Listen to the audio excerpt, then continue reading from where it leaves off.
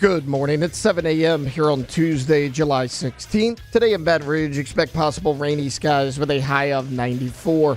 In hour one of today's show, we'll recap opening day of SEC Media Days and preview day two of the action. You can follow us on Twitter or Instagram at OTB_ESPN and watch us on YouTube at the 1045 ESPN channel. Off the Bench, hour number one of Off the Bench, live from Dallas, Texas at SEC Media Days starts now. Let we go. All-Star Toyota presents Off the Bench with Jacob Hester and T-Bob Hebert. Yeah. Off the Bench with Hester and T-Bob. Hey, they said I got to come off the bench. All-Star Toyota presents Off the Bench with Hester and T-Bob. Yo. Yo, what's happening, y'all? Welcome into OTB. We are here live in Dallas at SEC Media Days. Remember, our coverage of SEC Media Days 2024 brought to you by Kit Parrish Construction and Roofing. Visit parrishbuilt.com. Also presented by Rev Business and Relief Windows. I'm T-Bob Hebert. He is Jake Hester. She is Rivs Huey. Doing very good work. Rivs producing all day for OTB and AFR yesterday. Here a solid 13 hours straight in this room, Radio Row. And a fun day one. Great energy in the building. Not the most headliney SEC Media Days you've ever seen day one. It actually feels like, this is not so surprising as to this be the case, Jake.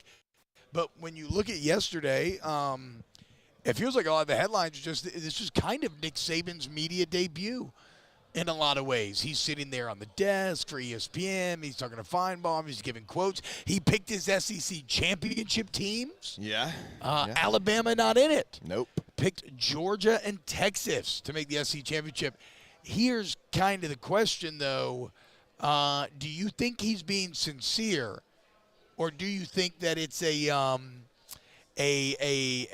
deep state motivational tactic for the Alabama Crimson Yeah, it Tide? definitely could be. It could be that. But I have enjoyed seeing everyone that's worked with him talk about the grinder that he is. They're like, I've never seen somebody really get a rundown and study it like this. It's like, well, what'd you expect? Yep. It's just kind of how he's built. So listen to this. You probably heard it, but so every SEC coach got a phone call from Nick Saban last month to get ready for this event. Wow. Every single one of them. He called him on the phone. He told him good luck, or he No, prepped to ask him? them about their team so he could prep for this event. Oh, so he could prep himself. Oh, wow. Lane told me yesterday he was on the phone for 50 minutes with him talking about his team. What? Just for this event. And Lane's like, look, I'll give you all this because we don't play Alabama next year. But when we're back on the schedule, I ain't answering this call. So that's just, I guess we should expect that, but still, it's just wild. Actually, it's kind of funny. Some of the, a lot of the clips that I saw floating around were a lot of Lane being very, kind of almost not almost, pretty open and emotional about look, Coach Sabin and the impact that he had on my career, and he called, text me. So Nick Saban's media debut yesterday, I thought it was pretty solid. We'll play you some audio from that later. We got audio from the LSU players. Of course, if you listen to OTB and AFR, you heard from Brian Kelly. You heard from Harold Perkins, Garrett Nussmeier, and Mason Taylor as well. On today's docket, the big dogs, that's right, UGA showing up, bringing Carson Beck, Mikael Williams, Malachi Starks, which that's a strong ass three to be bringing to SEC Media Days. It kind of reminds me of, although this ended up going awry for Alabama, but remember we were in Atlanta and Alabama brought, was it Bryce Young, Will Anderson, and I think a really, really badass safety who I'm blanking on. And we're like, this might be the best grouping we've ever seen, but that team ended up kind of not being that good, so we'll see. Yeah. You got Tennessee up today. No Iamaleava. I think they did that for a lot of people that were still trying to learn the pronunciation of his name. Hey, look, but it's, you kind of get it because he's young and Cooper Mays and Keith Cooper Billy. Mays has been in school since you were playing center. So confused. Didn't Cooper Mays' dad get his finger chopped off by an Athens stadium seat 5 years ago? Do you remember that story? Yeah, there was brothers, right? And which one? They transferred both to Tennessee, right? I think Cooper Mays was at Georgia. If this is the story I remember, he was at Georgia, and he transferred to Tennessee, but, one of the reasons why was I think his dad was in a seat in the stadium, and the seat like chopped the tip of his finger off. I don't know. I mean, maybe I'm crazy. Maybe I'm crazy, but that's what I believe. Whatever. Yeah. So I understand like Tennessee going with the upperclassmen there, but it is a bit surprising because then you got Oklahoma today, and Oklahoma's bringing Jackson Arnold. Yeah. I mean, I don't know if a school has ever been more all in on their quarterback than is Oklahoma and Jackson Arnold. They kicked Dylan Gabriel out for him. Yeah. They're bringing him to SEC Media Day as a true sophomore. Like.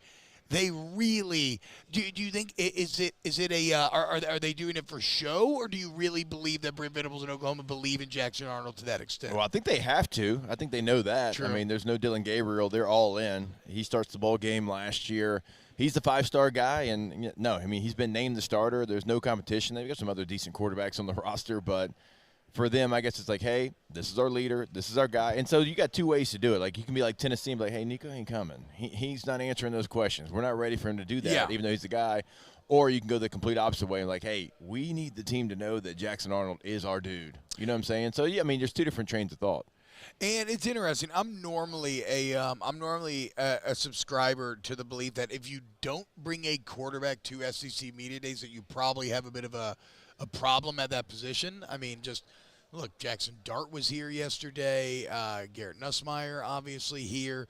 You look at today, you got Carson Beck, you got Jackson Arnold, you got Brady Cook coming from Mizzou. Yeah. I'm actually going to give Tennessee a bit of a pass here, though, because South Carolina didn't bring their young quarterback either. Well, but also, like, that's what I'm saying. But does South Carolina have a quarterback that we expect to be very good? I'm not saying he could be good. He could be really solid.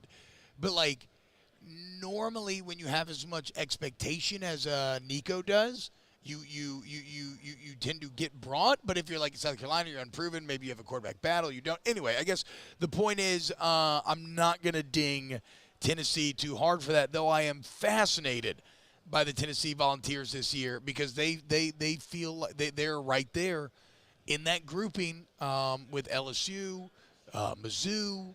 And you can maybe say Ole Miss at the top of this group, where they're all. I mean, those are their 9-3, potentially 10-2 teams, and the question remains who will emerge. So I'm very interested in the Tennessee hype that builds up today. I get Josh Heupel, I think, like right after this show, and I'm curious to ask him just. Is there going to be any changes with the quarterback position? Who's going to be your running back? Because that offense. It's looked the same regardless of who the quarterback was. Skill set's a little bit different for Nico, but I'm curious to see if it changes at all. They got some questions at running back just because they're starting over a little bit, but it feels like Heupel's just going to – I mean, they're going to be who they are regardless of quarterback, even though the skill set is a little bit different. They're trying to get 8-9 seconds this year. Last time I talked to him in the spring, like he's like, I want to every single play 8 seconds off the play clock before we snap the ball again. And it's like we talked to Joe Sloan the other day.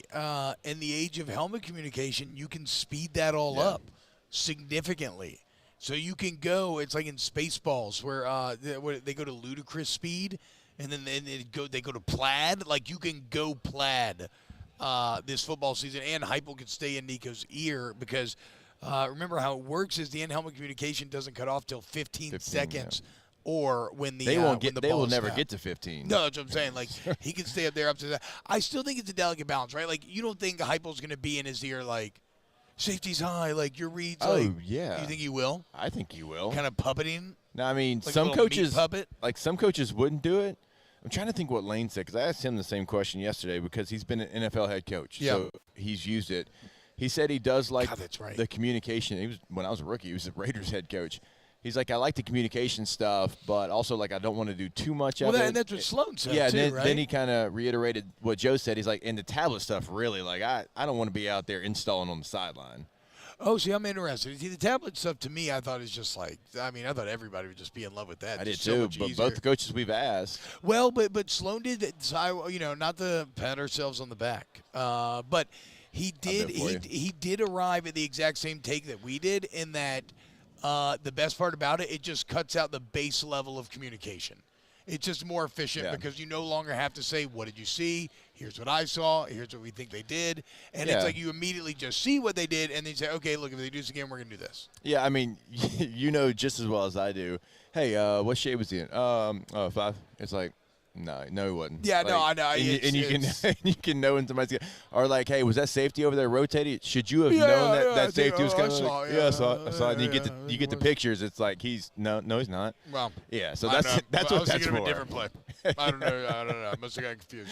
I do hate that because it's like if you have like a 7-play drive, like, hey, in the second play, it's like, do you think I remember the second play right now? Bro, my heart is hammering out of my chest. I took half an Adderall before the game, which I definitely should not have done, and now I think I might die in the middle of a drive. I don't remember what the linebacker was doing with the 3-tech or where his weight was on his hand. So that's all cut out now. Who are you most excited to hear from today? I mean, because like these are some. This is. I haven't looked at the full schedule. Yeah. But this is a strong ass grouping of teams. Yeah, it's a good day. You have obviously Georgia, the biggest of big dogs. Tennessee and Mizzou, like I said, they're in the fascinating borderline playoff realm, and then you have Oklahoma, who a lot of people seem to be enjoying this. But my take, I've said it plenty here, but it's been like in Beanie Days, we just sit here and do interviews 24/7. And so my take that I've been crafting and putting out there is that Oklahoma is the arbiter of the playoffs because they play all the borderline teams. They play Ole Miss, they play LSU, they play Tennessee, they play Mizzou. All down the stretch, And it's like for the majority of these teams, if you beat Oklahoma, you might get to 10-2, and if you lose, you'll probably be 9-3 or worse. So it's like Oklahoma, I don't expect them to be one of the playoff teams, but they are fascinating to me because the role that they will play in deciding who the playoff teams are. I mean, even the games before the brutal 4-game stretch for the last 5 that they have to go, to the Plains, I believe. I know they have Tennessee coming to Norman. Same. So Tennessee's their first home game. I mean, there's in the SEC. And so, like, Josh Heupel returning to Oklahoma. God, there's that whole dynamic of that. Great storylines. And then they go to Auburn. That's going to be their first welcome to the SEC. Yeah. Auburn might not be very good, but Jordan Hare's always really good. Yeah. It sucks. I mean, even their non-conference games, like Tulane, and we know what Tulane can be. Tulane and Houston, they got a little Willie Fritz action. The Willie Fritz Bowl. I mean, it's as difficult as there is in the country. And I argued with Neuheisel and Doring yesterday. They're like, no, Florida. I'm like, it's the same schedule, except Oklahoma actually has something on the line. God, Neuheisel, what a man! What just a cool individual. I don't hate this though. If I'm Jackson Arnold, if I'm Brent Venables and trying to get Jackson Arnold ready, I kind of do like the Temple, Houston, Tulane ramp up. You know what I'm saying? Like Temple, you should absolutely smash. Yeah. Houston, a little bit better, still not that good. Tulane, better. It's a ramp up for sure. Yes, it's a little, and then to Tennessee at home. Yeah, like it's a really good opportunity to have about a month of seasoning on Jackson Arnold and get him ready for the SEC. But then, like you said, you just immediately dive to the deep end at Jordan Hare. At least you get Tech's going to be a neutral site.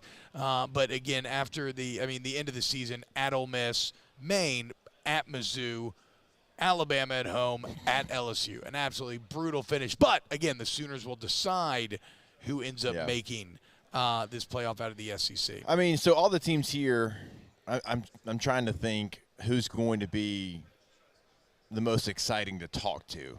Because, I mean, it's really good teams. I mean, we're expecting a lot from at least 3 of the 4, and we think Oklahoma is going to be good. It's just their schedule's brutal.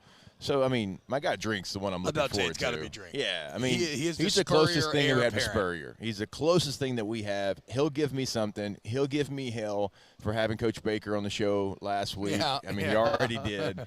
Like, he is going to needle everybody in the room. That's just who he is. And also, he's bringing 3 really good players. Yeah, I was talking to someone who I think is maybe like for close to the Baker family, and they're kind of relaying some secondhand stories about like Drink coming over to the house and trying to convince him to stay, and you know what's crazy though, because even in our interaction with Baker, you can tell he's a chill guy. Like a lot of coaches, everybody has different personalities, but the majority of coaches are kind of dour, a little grim, a little serious, or at least like when it comes to football, when it comes to like interviews and everything, Baker's pretty chill.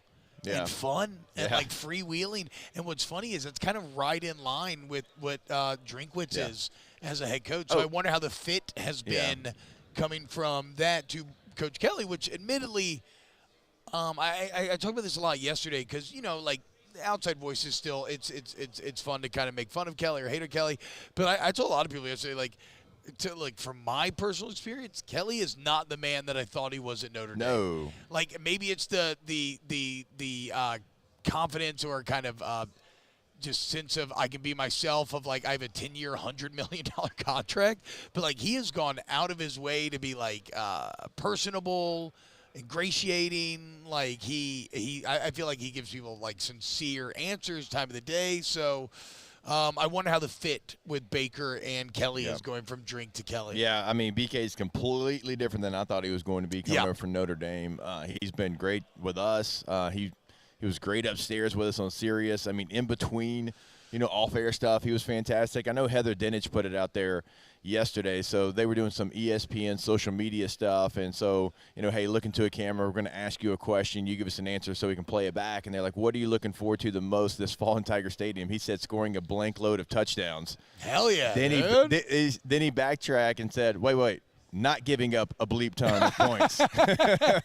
Hell yeah. So, I mean, he's got a good personality. I think it's shown since he's been the coach, and he gets, you know, every single year he gets more comfortable. So I bet him and Blake Baker, I think we actually talked about that. I'll see if I can get the answer pulled and get Dennis to send it to us. But I think he talked about their relationship and it being one that certainly works with their vibes. I didn't mean to do this. I just was in the zone, but we even asked him a Jim McElwain shark question, and he played right into it, dude. I saw it coming, and I'm like, I was like, T-Bob's not going to be able to not do this. No, dude. I mean, come on. I mean, and I'm looking at BK, and I'm like, let's see how it goes. He was talking about being shirtless in the French Riviera, or the British Virgin Islands, wherever it was. Yeah. By the way, it was. You think you're the first person to ask Brian Kelly about being naked with a shark? I'm going to go ahead and pat myself on the back for the second time this segment and say yes. Yeah. I believe that I am. I do think that. By the way, so yes, Cade Mays was Cooper Mays' brother. And look, here's a headline from Sports Illustrated. The case of the lost finger. How a lawsuit against Georgia could play out. His dad severed his pinky finger at a recruiting event in December of 2017. Okay. Bam! My brain is filled with so much useless, stupid knowledge. That picture of Mays looks like 2008 offensive lineman vibes, doesn't it? That's the ideal male body. Did you ever see that picture of me from SEC Media Days that started making the rounds that got drug up yesterday? I did not. Oh, I'll show you. You can see the can of biscuits thing. All right, when we get back, let's look. We'll continue to kind of weave in and out of the SEC Media Day coverage throughout the entire show, but we do need to update the LSU baseball draft as well yesterday, as we now know more people who are gone, and maybe a couple of exciting names who will be returning to the Tigers. Coming up next here on OTB. Off the Bench with Hester and T-Bob. Tommy's Windows, Doors, and Siding. GEAUX Tommy's.com is the website. Go Tommy's. If you need hardy plank or vinyl siding, you need wood or vinyl windows, you need any type of door, you need Tommy's, man. Look, invest in your greatest asset, which is your home. And if you've been thinking about doing a project, you're like, okay, it's finally time. I'm gonna get these. My siding's a disaster. I remember I tried to fix my own siding one time. How'd that go for you? Not great. I used a bunch of black caulk, which I have no idea why. I was under some impression that I was going to, paint over it. Or the bottom line is it was a disaster. Tommy's comes in, they fix the disaster. Okay, so don't be like me. Make Tommy's one of the bids on your next project and let them prove to you why they are the answer, why they've had so much success in their 7 years that they've been here. We're so proud to be part of them. GoTommys.com. Our listeners fire off their opinions on the jimsfirearms.net hotline at 499-1045. Keep listening for your next chance to shoot us your thoughts with the jimsfirearms.net hotline on 1045 ESPN Baton Rouge.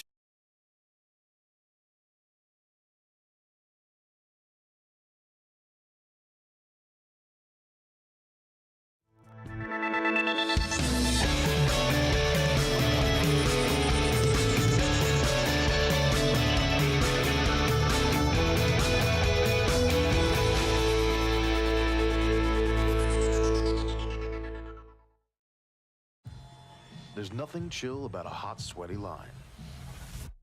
Unless you add Mountain Cold Refreshment. Coors Light. Choose chill. Rev Business is here to connect your company beyond your storefront. We're here to power your passion, improve your communication, and link you to your customers with the services you need and the local support you deserve. Backed by our commitment to 5-star reliability. For a limited time, get internet plus 2 hosted phone lines for only $133. A powerful combination at a great price. Visit letsrev.biz. Rev Business.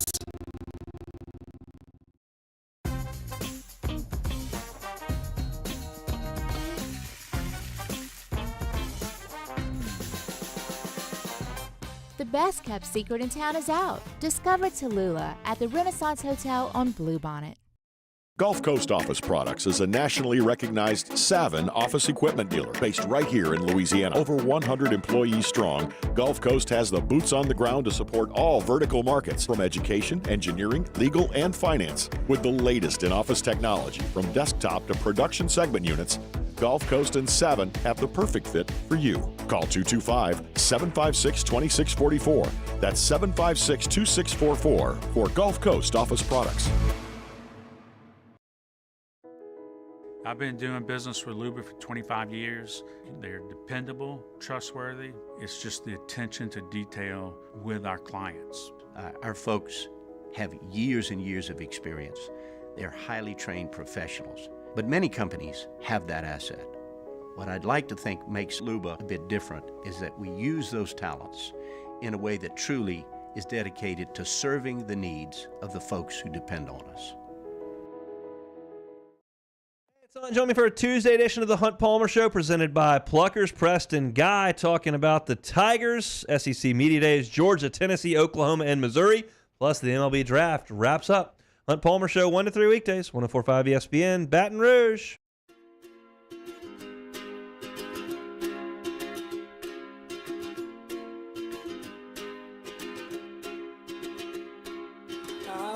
All-Star Toyota presents Off the Bench with Hester and T-Bob. ESPN Baton Rouge, New Orleans, Alexandria, and 1130 The Tiger. Hey, what up, y'all? Welcome back. OTB, we are live. Hey, let's talk a little college baseball. Well, MLB draft. What we can go through. We'll go through yesterday's picks, and then we will run real quickly through the entire draft just in case you missed it, because I know there's like a lot of football stuff going on. But yesterday, as far as LSU players go, it got started with Thatcher Hurd going 87 overall to the Yankees. Griffin Herron was then taken 181 overall in the 6th round by the Yankees. Fidel Ulloa taken 198 overall by the Rockies in the 7th round. Nate Ackenhausen, shout out to our thick king here of a couple of years ago, taken 287 in the 10th round by the Royals. And then in terms of like signees, there was only one yesterday. It was Cale Fountain, 151 in the 5th round by the Padres. And Luke Hayden, who you just got at the transfer portal, was taken 239th overall in the 8th round. You probably don't care too much about anything that I just said. Granted, Griffin Herring was kind of on the fence. But, Jake, yesterday, Michael Braswell Jr. going ahead and making it official, saying on Twitter he is back. And, again, maybe more impactful than the names I just listed is who I didn't mention, still no Bear Jones. And remember, like Hunt Palmer told us yesterday, if you get drafted in the first 10 rounds, it's basically guaranteed. It's already been worked out. Like, you're going to go. Although I have heard maybe Luke Hayden isn't. We'll see. But no Bear Jones, Hunt. dude. Do you think Bear Jones is going to be back at LSU? I mean, why would he not come All back? right. I mean, at this point, come on. He would still have leverage. Yeah, it's not like exactly. He would be a senior. He'd be a junior, and he improved from freshman year to sophomore year, right? I mean, he started out great as a freshman. It tailed off, as all freshmen do, and then had a monster sophomore year. Yeah, come back, be right in the middle of a really good LSU lineup, hit 20-plus home runs and get drafted much higher than right now. I mean, you're way past where we thought you would get drafted. You have leverage. Use NIL. Call somebody. Make a little change, and then go get drafted. I feel like, honestly, this MLB draft has been a bit of a home run for Jay Johnson. Yeah. I mean, not to say that Braswell was going to be like the biggest prospect, but if you return Bear Jones, you get Michael Braswell Jr. back. Obviously, you get William Schmidt to come to town, which is insane. You get Cade Aram. I keep saying Aram today. That's not Aaron Bede, I think, is maybe how people pronounce it. I don't know. You get Aaron Bede to help out a catcher, the number one high school catcher. Like this was about as good of a draft as you could hope for in terms of retaining some of that class, which really, like you said, it's really all about getting William Schmidt in that case. Yeah. It's the biggest recruit LSU's ever gotten. But, yeah, man, you get Bear Jones back. Like, it's crazy because, remember, we played that game of Griffin Herron or Bear Jones. You'd rather have back, and I accused y'all of being a bit flippant, of kind of just shuttling Griffin to the side. But now that we're here and it's maybe a reality, I think I actually am a bit more excited for Bear Jones to be back. I think those, to y'all's point, I think those 20-plus home runs are a more proven and more reliable commodity. Yeah, Griffin Herring, an absolute stud. But you can go find really good arms. Now, are they going to be to what he is? No, probably not. But you can't go find 25 home runs. You know what I mean? Like I agree. Like, it's hard to go, even in the portal, like some of the best players in there, it's hard to go find 25-plus home runs. And a guy that got better from his freshman to his sophomore year, hell, he might get better from his sophomore to his junior year, probably will. I mean, could he hit 30 home runs? You know what I'm saying? Yeah, like, he's absolutely. got that kind of power. And people are hitting 30 home runs nowadays. That's what I'm saying. So, like, as much as an arm is, and, we think Griffin Herring could have been a starter, we don't know. Yeah, you're going to take 25 home runs over even an elite bullpen arm in college baseball. What's your reaction to Michael Braswell Jr. coming back? I think it's big. I mean, I thought he was huge last year. Yeah. I mean, not only did he play well, he played well in the biggest moments as well. Sure. I think down the stretch how many clutch hits he came up with. I mean, not just against South Carolina, his old team either. I don't know if he'll be the leadoff guy again, but he solved your leadoff problems. He gave you consistency there, his ability to get on base. Like you said, clutch hitting.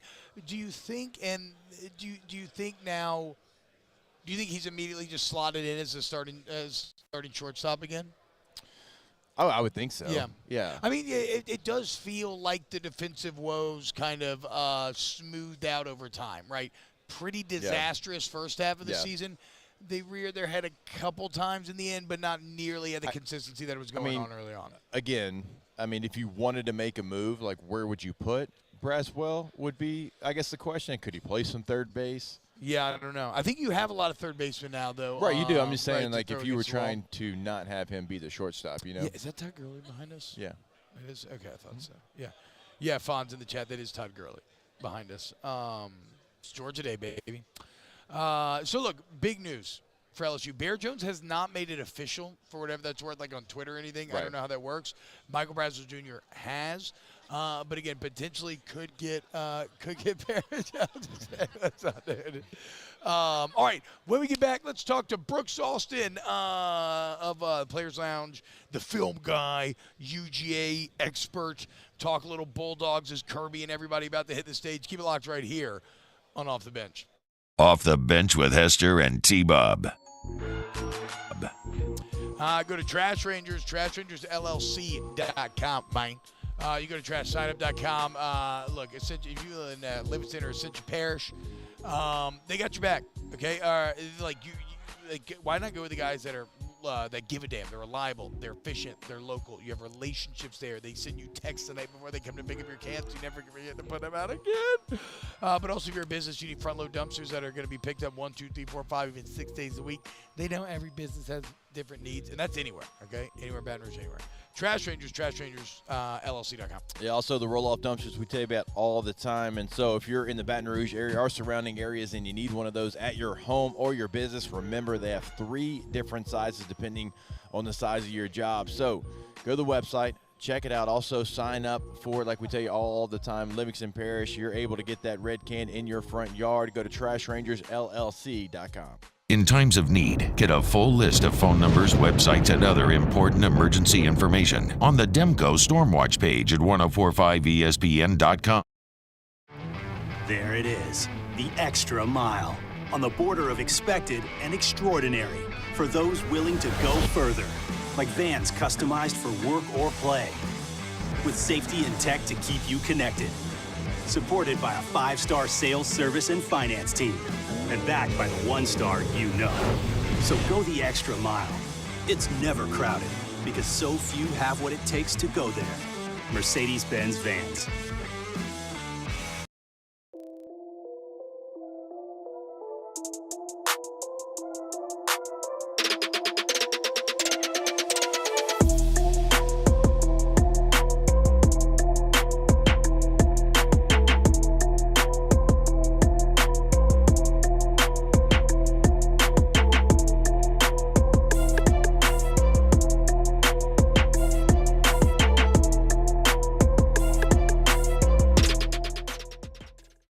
Gulf Coast Office Products is a nationally recognized Sabin office equipment dealer based right here in Louisiana. Over 100 employees strong, Gulf Coast has the boots on the ground to support all vertical markets, from education, engineering, legal, and finance. With the latest in office technology, from desktop to production segment units, Gulf Coast and Sabin have the perfect fit for you. Call 225-756-2644. That's 756-2644 for Gulf Coast Office Products.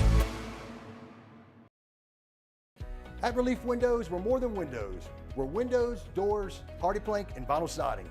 But our #1 product is always customer satisfaction. Visit us online at reliefwindows.com. Oh, by the way, we do shutters too.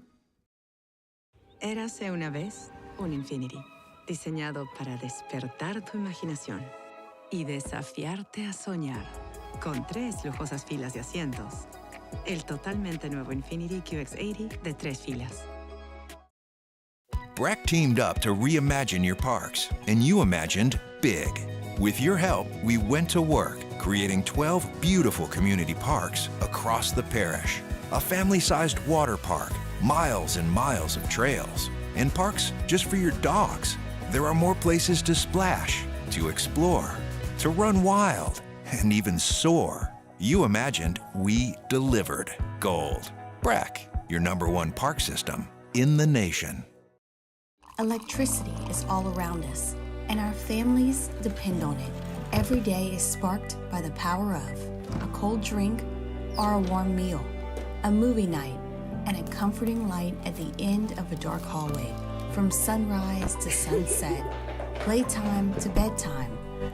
Moscona inviting you to join us for Tuesday's AFR, powered by Sunshine, your hometown John Deere dealer in Louisiana. Day 2 from Radio Row at SEC Football Media Days, and Commissioner Greg Sankey joins us. Hopefully you will. 3 to 6, 104.5 ESPN, Baton Rouge.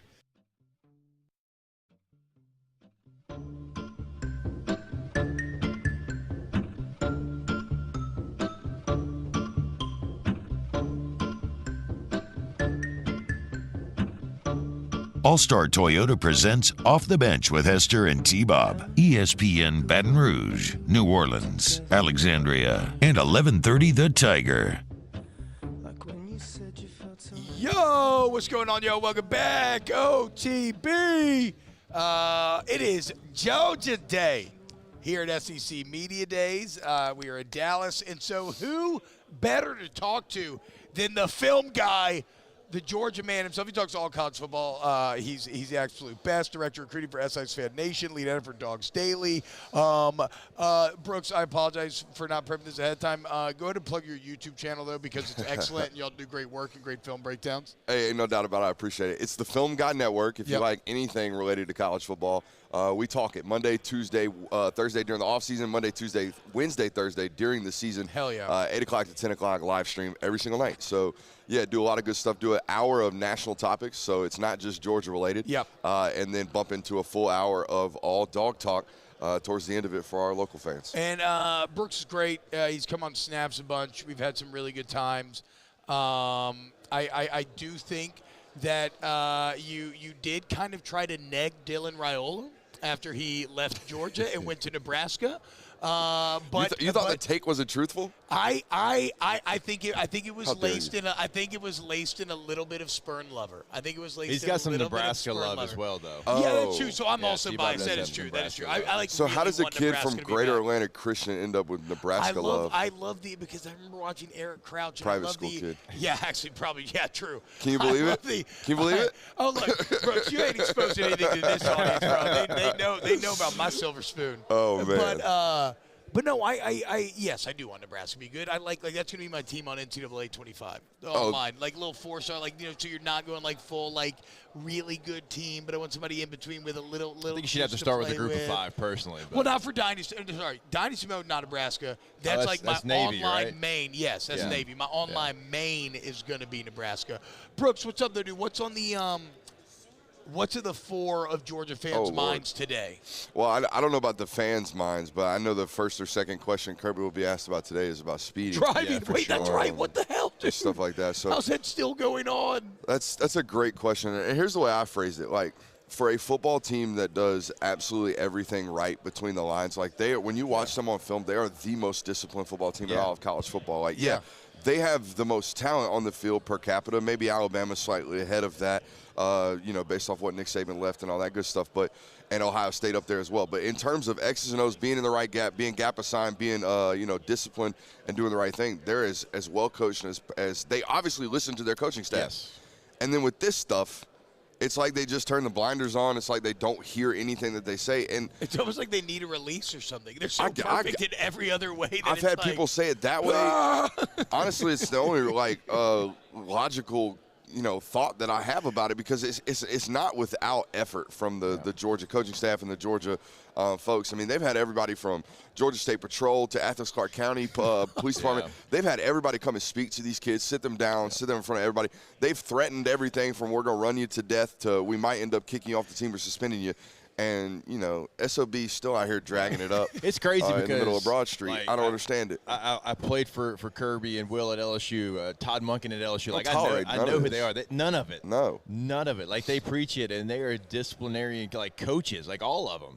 So, that's been the most surprising thing to me is, I know that they can get that done, and that message is being thrown out to the players. And I've said it this way, a lot of Georgia fans will be like, oh, well, Athens Clarke County PD is ridiculous. All right, well, let's just give them half. Let's take half of the of the 19. Athens PD is intense, to be fair. We all they do are. That they are. We and all look, do that growing and it's up. not just that they're intense; it's that they're a larger unit than most college towns. You go to Starkville, and you're not going to have a squad car sitting on every light in every street and every main road. Where in Athens, you're going to. You know what I mean? They're everywhere. So it's just a bigger town, a bigger municipality than most college towns. But even if you were to give half of what they got going on out there to Athens Clarke County PD and just say, look, those folks are a little bit crazy. That's on them. This stuff doesn't happen in other college towns because they get away with it or whatever you want to say. They look the other way. Whatever.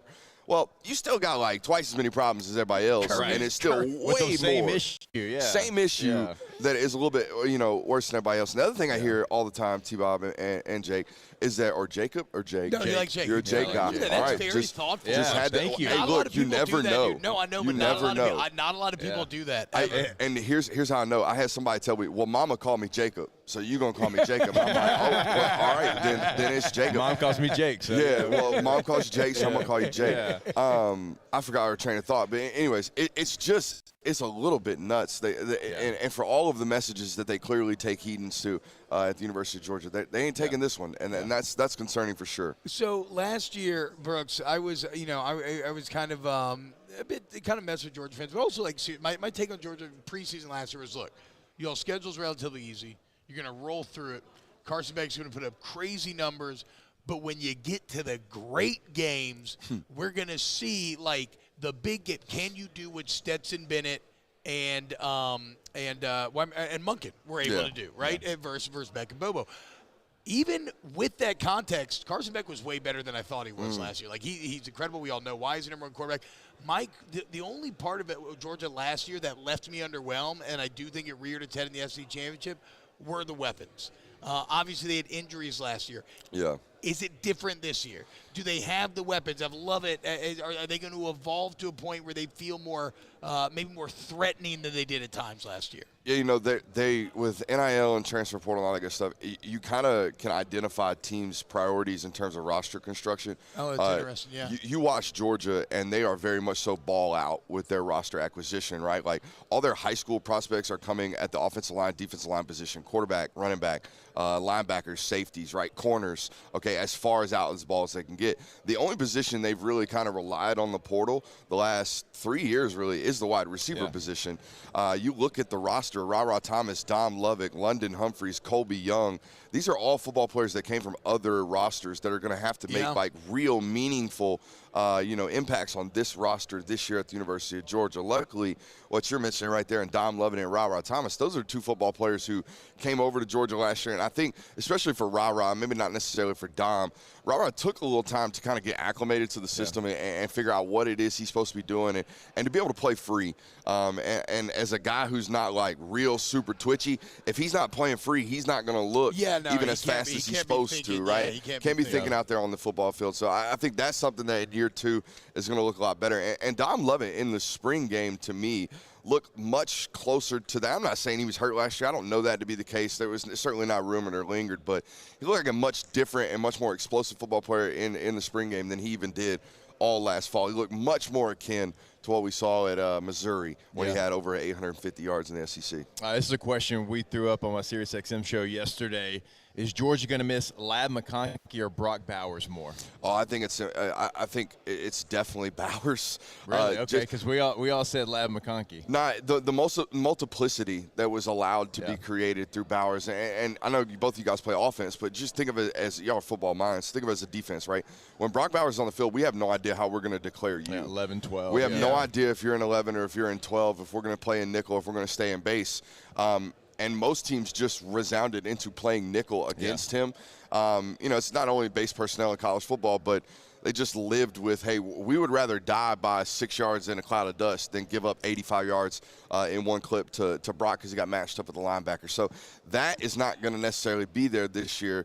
To an extent, I mean, they got the Jurasic kid from Stanford, who the NFL views as PFF this, has by him the as way. a top 5 tight end in the That's country. what I'm saying. Delp was nowhere to be seen on that list. The PFFs of the world, the Jim Nagy who's walking around here, the Senior Bowls of the world, they know about this Jurasic kid. They have since his sophomore year out there at Cal or at Stanford. He was a little banged up last year in 23. He's going to be fully healthy, you presume, this year. But obviously, not getting to campus until July. So it's going to be a little bit different, with him being a little late addition to the roster. Like for Delp, what's his skill set? I mean, can it be close to what Brock Bowers was? I mean, he did fill in pretty nicely for him. Every play Delp makes, every time they're going to mention Bowers. Yeah, they did it last year, too, every time. He's OP on NCAA CFP 25. Really already? Yeah, had 250 with him first game. Anyways, so if you were to take Darnell Washington and if you were to take Oscar Delp and kind of mold the two together and took the best of, not the best of both worlds, but if you kind of just took their gameplay and combined them, and here's why I say that. Brock was about 6'4 and a quarter, 228 in his playing days, right? He might have bulked up to 240 during the combine, but I don't believe that to be true. Can't hold it probably. Yeah, probably played at 230, 6'4 and a quarter, whereas Darnell's 6'7". I was about to say Darnell's like 7 feet tall, right? Probably played at 280 during his time at Georgia. Like, he was huge. Yeah. And then you get Oscar Delp, who's probably 6'5 and a quarter, 255. Okay. I didn't realize that. Like, I didn't realize he was that big. He is a very large human. And here's the other thing. I would almost guarantee he's a 4'6" guy at 255 pounds. That's like moving. He's a really, really good athlete. The NFL is very aware of him as well. But it's just not. He's got to.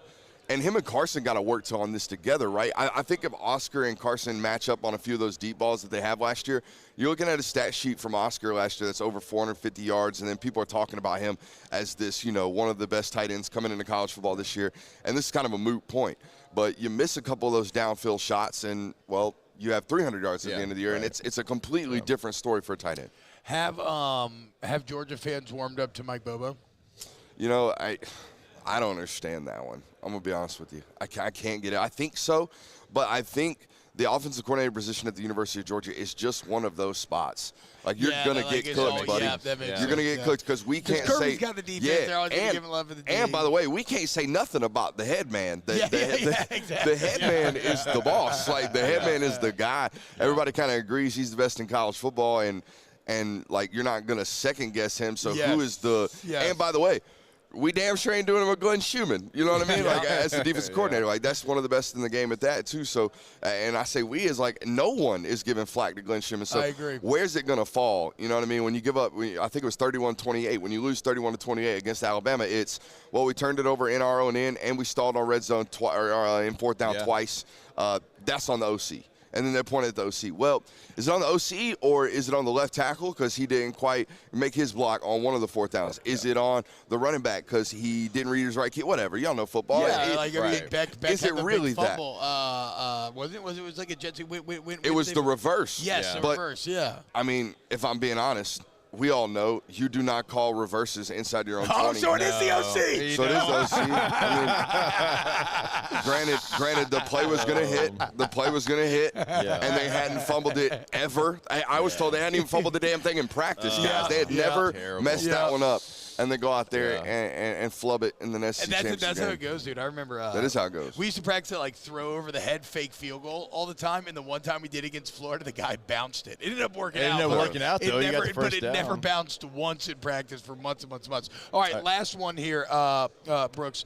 Carson Beck, do you think at the end of the year he does all? Is he going to? I mean, Heisman, Natty. Do you think? Do you think he gets it done? I want you to answer I want you to answer two parts of that because I want to hear that answer. But also, did you think he would do what he did last year? Because I thought he would be good. I thought he'd be good. I think he was going to be that 73%. When Aaron told us how good, I'm like, Aaron, you played quarterback at Georgia. I can't trust you right now. No, I mean, he was right. I knew he was going to be good from the sense that I knew the mechanics were clean. I knew the processing ability on this cat is so phenomenal. Yeah. His ability to see defenses. And here's when I knew that he was going to be really good. I didn't know he was going to be great because I thought he played great last year. He did. Absolutely. I knew he was going to be really good during the mop-up duty in 2022. He came in, and I know he completed 72% of his balls, and I know it's mop-up duty. I get that. But it wasn't just that. It was, all right, first read's covered. I'm going to 2. All right, I'm going to 3. Ball's out immediately on 4. I just know he's there, right? And the ability to process through all these reads and be 6'4" and be 225 pounds. And when you see the guy throw, you're like, okay. Like, it is one of those. I mean, it's not one of these Pat Mahomes arms. It's not an arm talent thing. He can't do he doesn't want to do all the fun stuff. But when the cleats are in the ground, when the read is the read, the process is clean, there ain't nobody that can throw it as good as this guy. He's on par with just about anybody on the planet with regards to, hey, I can put it where I want to. And we listened to Brian Kelly talk about yesterday the common traits with all great quarterbacks, right? And he talks about the intangibles and whether or not you're a leader. And I'm not here to speak for Carson because I'm not inside the building all day, but I would assume he's got that, right? And he talks about the processor and being able to see information, intake information, spit it back out, and have it in 100% continuity with everybody else. But I think he missed one key contributing factor to all signs of a great quarterback, and that's accuracy, right? If I know where I'm supposed to go with the football, the last step is to be able to put it where I want to. This guy's exactly that. I think you're spot on. That's that's something that my old man always raised me on, was like, I don't give a damn about arm strength like that. The bottom line with quarterback, do you know where to go, and can you put it where it needs to be? Damn straight. Like that, that's all it is. I played with the best to ever do that, Peyton Manning. Yeah, exactly. Peyton was never going to win an arm competition. No. Yeah. You know who could? Brooks. Brooks has a chooch. Cannon. Certified. Cannon. Enough to make an all-time SEC passer duck me every time he sees me. He's been challenging Aaron. Okay. I've been challenging Murray for a throwing competition for a year. I think I've heard a little bit of this. Yeah, you have. The whole world should know about this. The whole world should know that the choochless boy wonder, Aaron Murray, is out here ducking a former Division II center that ain't worth a damn. Okay. But he looked good today, baby. As y'all can tell, guys, if this is your first experience with Brooks, he's absolutely electric. Go check him out at the Film Guide Network on YouTube. He's the absolute best. Brooks, thank you, brother. Hey, no doubt, boys. Y'all be good. All right. Appreciate it. Let me hang in there, dude. Hold on. Oh, yeah, there we go. All right, dude. We'll be back with more OTB next. Off the Bench with Hester and T-Bob. and T-Bob.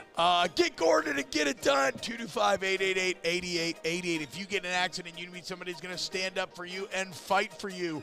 That's Gordon McKernan, injury attorneys, guys. You can go to getgordon.com. You can see the website. You see past results from satisfied clients.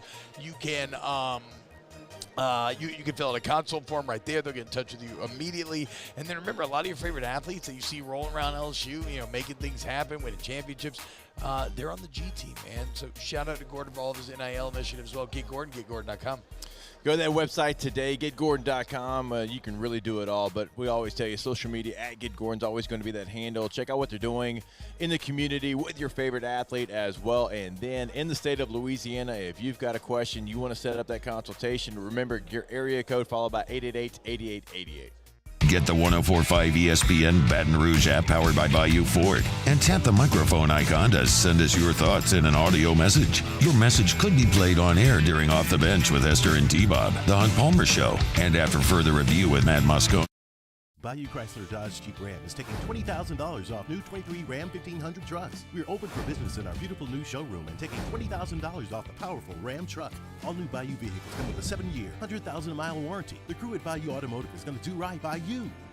Gulf Coast Office Products is a nationally recognized Sabin office equipment dealer based right here in Louisiana. Over 100 employees strong, Gulf Coast has the boots on the ground to support all vertical markets from education, engineering, legal, and finance. With the latest in office technology from desktop to production segment units, Gulf Coast and Sabin have the perfect fit for you. Call 225-756-2644. That's 756-2644 for Gulf Coast Office Products.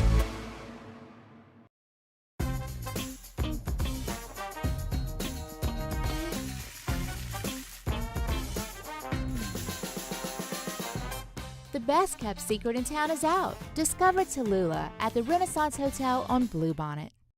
Elevate brand visibility, ignite customer engagement with the power of radio and digital advertising combined. Guarantee Digital Media brings the two together as a trusted media partner in Louisiana for nearly a century. Claim your free digital audit at guaranteemedia.com. Farming is a way of life for us. It's not something we get up in the morning and dread going do. It's just something we go to bed at night looking forward to getting up to go do. John Deere equipment is what we as farmers strive to have. It's in your blood, it's in your veins. It's just a part of who you are. Green is what we want to be in. The other tractors were acquired to patch it up to get to where you want to be. Where we want to be is in John Deere. Flip the switch and learn more about what it means to be powered by sunshine at sunequip.com. I've been doing business with Luba for 25 years. They're dependable, trustworthy. It's just the attention to detail with our clients. Our folks have years and years of experience. They're highly trained professionals. But many companies have that asset. What I'd like to think makes Luba a bit different is that we use those talents in a way that truly is dedicated to serving the needs of the folks who depend on us. Breck teamed up to reimagine your parks, and you imagined big. With your help, we went to work, creating 12 beautiful community parks across the parish. A family-sized water park, miles and miles of trails, and parks just for your dogs. There are more places to splash, to explore, to run wild, and even soar. You imagined, we delivered. Gold. Breck, your #1 park system in the nation. Electricity is all around us, and our families. Join me for a Tuesday edition of the Hunt Palmer Show, presented by Pluckers. Preston Guy talking about the Tigers, SEC Media Days, Georgia, Tennessee, Oklahoma, and Missouri, plus the MLB Draft wraps up. Hunt Palmer Show, 1 to 3 weekdays, 104.5 ESPN, Baton Rouge. All-Star Toyota presents Off the Bench with Hester and T-Bob. ESPN Baton Rouge, New Orleans, Alexandria, and 1130 The Tiger.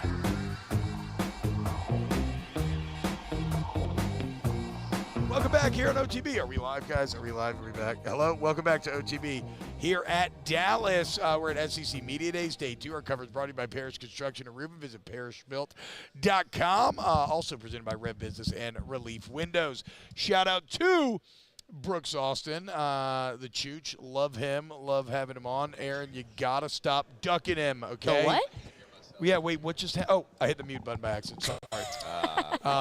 Yeah, it was an accident. I got these big fingers. I don't think I could these hear big myself hands. in my ear when I was talking with Brooks either. I wonder if the listeners heard that.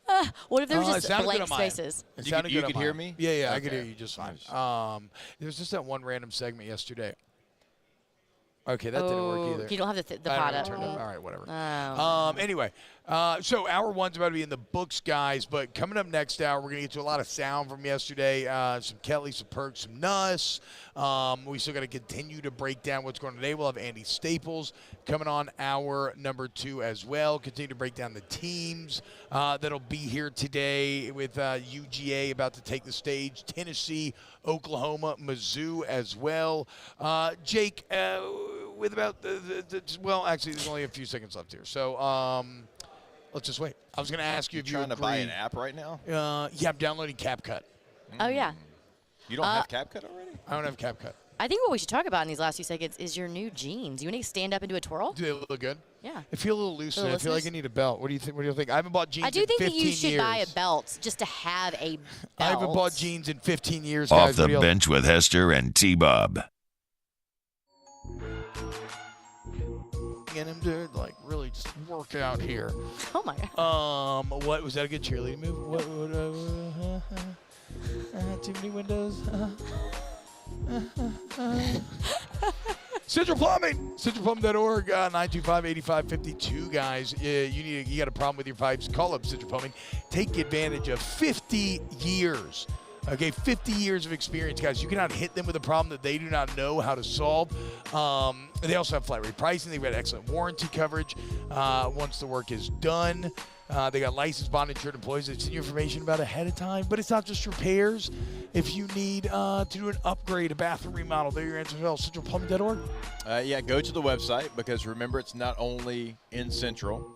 Anywhere in the Baton Rouge area, they can help you with your problem. Upgrade as well. T-Bob's out of town, so you've got a chance. Yeah, exactly. They're not busy right now. CentralPlumbing.org is the website, centralplumbing.org. There it is, the extra mile, on the border of expected and extraordinary for those willing to go further, like vans customized for work or play, with safety and tech to keep you connected. Supported by a 5-star sales, service, and finance team, and backed by the 1-star you know. So go the extra mile. It's never crowded because so few have what it takes to go there.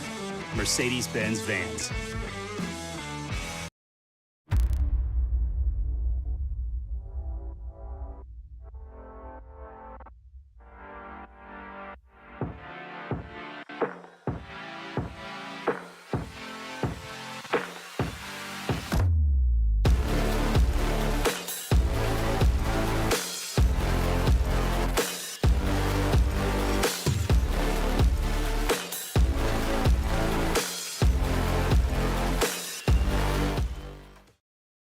Farming is a way of life for us. It's not something we get up in the morning and dread going do. It's just something we go to bed at night looking forward to getting up to go do.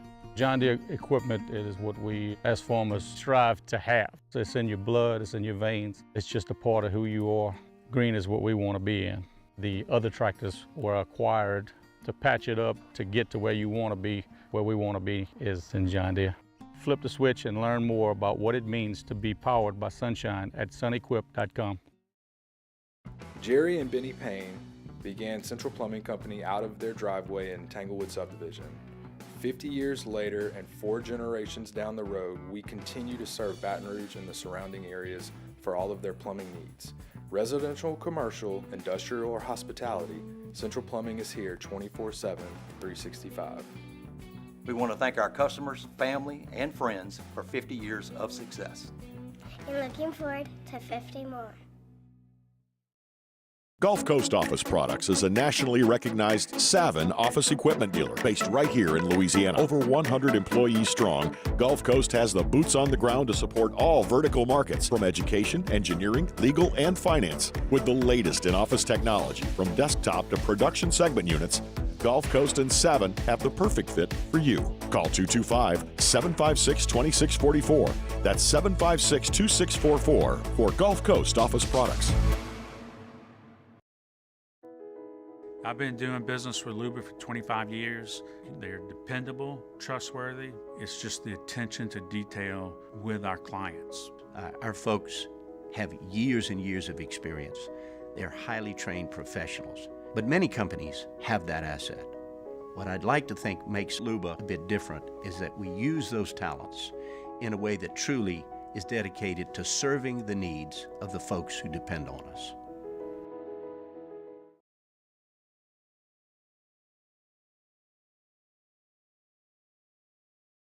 LA 21 12681. Offices in Baton Rouge.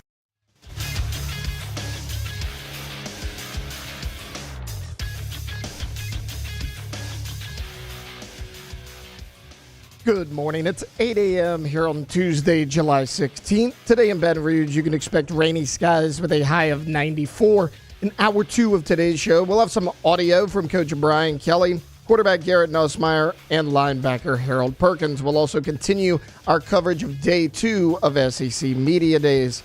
You can follow us on Twitter or Instagram at OTB_ESPN and watch us on YouTube at the 1045 ESPN channel. Hour number 2 of Off the Bench, live from Dallas, Texas at the SEC Media Days, starts now. Let we go! All-Star Toyota presents Off the Bench with Jacob Hester and T-Bob Hebert. Yeah! Off the Bench with Hester and T-Bob. Hey, they said I got to come off the bench. All-Star Toyota presents Off the Bench with Hester and T-Bob. Yo, yo, yo. What's up, y'all? Welcome in. Hour number 2 of OTB live here in Dallas, Texas at old SEC Media Day. Our coverage of SEC Media Day 2024 brought to you by Parish Construction and Roofing. Visit parishbuilt.com. Also presented by Rev Business and Relief Windows. It was a very good day 1. Brian Kelly and LSU taking center stage. You had Ole Miss, not a lot of the headlines in terms of like big like talking points, right, or like grabby quotes. In fact, it was kind of Nick Sabin who maybe stole the thunder there. He said that Texas is not going to run the SEC. He also did, though, choose Texas and Georgia to make the SEC championship over Alabama. Who knows if he's just trying to do some next level motivation. He had a really nice 2-minute interview with Michael Cobble as well. That's probably worth checking out online, where he kind of talked about returning to Baton Rouge now that he could go back and kind of be honored maybe in the way that he deserves versus, for a few years there, every return was met with boos and whatnot. And he was loving on Tiger Stadium and what it meant for him when they cheer for you, and how it's like great when they're on your side. It's very tough when they're not, obviously. But I never really thought about that. That's a cool moment. Like eventually, and it could be this year. I don't know when they'll do it, but like Nick Sabin can come back and finally be honored for that 03 Natty. Yeah, I guess last year would have been that would have been great. What, if the you 20-year reunion. Yes, maybe 25-year reunion. He sent a video to you balls, right? I wasn't on that team. Oh, you're right. Well, I mean, who told us that story? I thought so, or maybe no. I'm getting my wires crossed. I think I'm thinking about Jimbo sending the video to the 07 crew or something. I don't know. No. I think you're right though. I think Nick did send a video to the 03 crew. To the 03 crew. Maybe it was Flinders. I don't know. No, don't make sense either. Well, yeah, Flim was on the team. Okay. God. Wow. He redshirted. I keep striking out. Yeah, he was on the team. Okay, so let's see. It would be 28 football season, so maybe 4 years. Either way, 4 years, everybody be like, okay, yeah, come on. Nick Sabin, although, like, you could do it anytime. I think LSU fans would, now that he's not coaching Alabama. Kind of doing his first, Nick, media, debut, as it will. And I'm excited to see what he ends up doing on College Game Day come this fall. Okay, I want to play some sound here. So Taylor and Alondra, get ready back in the studio as I am going to jump around, and I am going to I'm gonna call for sound. It's gonna be all over the sound sheet. So good luck. Let's start here because I thought it was interesting. We talked to Brian Kelly on our show yesterday. And, Jake, I just asked a position group that he felt confident in, or the position group that he felt good about throughout the offseason. I don't know if he maybe thought I was angling defensive line. I actually, in my mind, was not. But he went out of his way to be like, look, I know everybody thinks the interior D-line sucks, but, like, we like what we have. We have a mixture of guys that we can make work. And here's Kelly in the main room. This is Kelly MR1, guys, talking about he thinks they brought this defense to a championship level. So the challenge this year for us going into the offseason was to make the kind of strides to bring our defense up to the standard necessary to play for a championship. And we feel like we've done that. Obviously, we've got a little bit more work to do with our preseason, and our opener will certainly test us when we open up against USC. Opening up against USC, Jake, we didn't get to really discuss this because it was such a fast-moving final hour yesterday. What did you think about his answer when I was kind of questioning him on some of the game one struggles, where basically he was like, "Look, year one, we didn't know any of the players basically still." Yeah. Didn't know the quarterback. Remember he said that? Yeah, he's like, we didn't even know the quarterback. Like year two, I can't remember. Like, what was your reaction? Do you think this year will be different? I forget what his year two answer was, but there was, there was something. He mentioned the defense. It wasn't an excuse, but it was just basically kind of like things are different now. Year three, all the processes are in place. I felt like he was saying he was basically saying it was maybe not unavoidable, but that it wasn't like a reflection maybe of their like preparation or camp or something. Yeah, I mean, I don't feel like he runs from any of that. You know what I'm saying? Like, I feel like, and he didn't yesterday. He kind of laid out, hey, here's kind of what happened, and like that's on them to get that thing figured out. But we all know, like, you're graded the hardest off year number 3, and so I think he understands that. I think he understands that his people have been in that building now for 3 years. His signage, his verbiage, all of that's been in that building, and you've got enough talent, right? And he kind of mentioned it there in that soundbite, like. Not a finished product, but you've got enough talent where you've got to show up better, certainly on that side of the ball. You've been great offensively. You scored some points. You've done a lot of great things, but you have to be better on that side of the football. And I think he's putting it out there like, hey, this year you're going to see a more consistent, polished type product.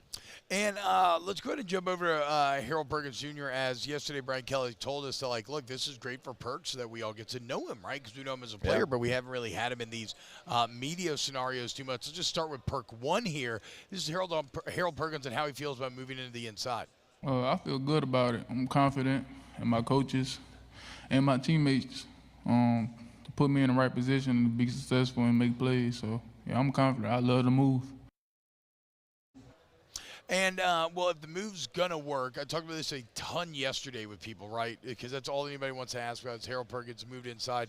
And I keep having to go back to the Damone Clark-Blake Baker relationship. Here's Perkins 3 on what Blake Baker brings to this LSU team. A loving working environment. Coach Baker, a joy to have around the building.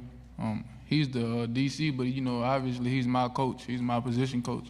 So, my first time meeting him, he came out to practice with some cleats on, and it made me laugh a little bit because, they just speak to the testament of what he is. He coming out here, he wants you to work, but he's putting in the work too. He's not just out here just telling us what to do. He's showing us how to do it. So that's one thing that I love about him. So I got to tell you this, T. So we had Perk upstairs for a long time. I don't know how it happened. He got done early, so we had him on air for like 12 to 15 minutes, and then he stayed after, and him and I were just talking a little football. But on air, I was talking about him and Blake Baker and how much they interact. He's like, yeah, we meet every morning. I'm like, oh, great. Like, tell us about meeting every morning. He's like, yeah, I get mad at him when he doesn't come. I was like, oh, yeah, like what? He gave our boy Jordy a shout-out. He said – the other day, Blake missed our meeting because he went on the Jordy Collada show. He's like, he got mad at Blake for going to do Jordy's show, so it was kind of funny. But that's great to hear. Yeah. Like that a player of his caliber, somebody that we've talked about, All-Americans, like, hey, Coach, hold up now. Like, you're going to miss our meeting. And so, like, he's locked in. Him and Blake having those meetings, that gives me a lot of faith that he can make that change for Harold to learn, hey, this is the position that you're going to play. This is who you're going to be, and really define that role for him. Because as a player, if I come to the building, like, I can adapt, but I kind of want to know what my identity is, and I don't feel like Perk was allowed that yet last year. No, and I mean, you talk about the loving environment and everything, and it's impossible for me whether you want to agree with this or not. It's possible for me not to connect the dots that it's all kind of a commentary on what a toxic environment Matt House had created last year. And that felt pretty obvious outside looking in terms of how the players felt about him, especially by the end. And I think how the players feel about Baker at this point, well, it could not be more different. Let's do one more from Perk before we move over to Nuss. Here, this is going to be Perk 4, and this is kind of him being asked, look, what is, and this is something that we've toyed with, what is the measure of success for Harold Perkins, given that last year he had statistically a year that, like, it was a better year than Jared Ivey, who was here for Ole Miss. And everybody's like, oh, he's great, et cetera. But, like, he had better numbers. Perk did, right? So it's like, so how does Harold Perkins Jr. measure success? Just knowing that everything not going to be perfect, you know what I'm saying? Everything not going to pan out and play out the way that you want it to. And just be ready for adversity, you know what I'm saying? And be ready to deal with it and not running from it. I'll say that.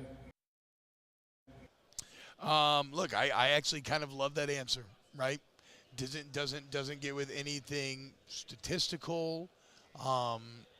Team success is obvious, right? To immediately go into basically being able to, like, survive adversity and find a way through it, I think that's a very shrewd answer from Harold Perkins Jr. So Garrett Nussmeier obviously also at Media Days yesterday, and this is going to be Nuss 5 in terms of what he felt like he needed to work on. We talk a lot of quarterbacks here at SEC Media Days, and like Jalen Milroe, for instance, we know what he needed to improve on. Jaden Daniels, last offseason, we knew, right? It was attacking downfield. It was like stretching the sidelines, being willing to take these shots. It's tougher for us to know with Nuss because we have such a small sample size in terms of the public eye. Here's what Garrett Nussmeier said he had to do this summer in order to get better. I think the biggest thing for me this offseason has just been building relationships with my teammates, spending more time with them out, not just in the building, but also outside the building. Because I think that's where it starts on the field is, the amount of time and hours that you've spent, off the field, getting to know them, knowing them inside and out, not just as players, but also as people. Also at the Manning Passing Academy, it's been an unreal experience for me, getting to go twice. Just, the amount of experienced and smart minds out there, just, getting to pick their brains and learn different things from them. It's an awesome experience, and I'm super thankful for the Manning family for having me.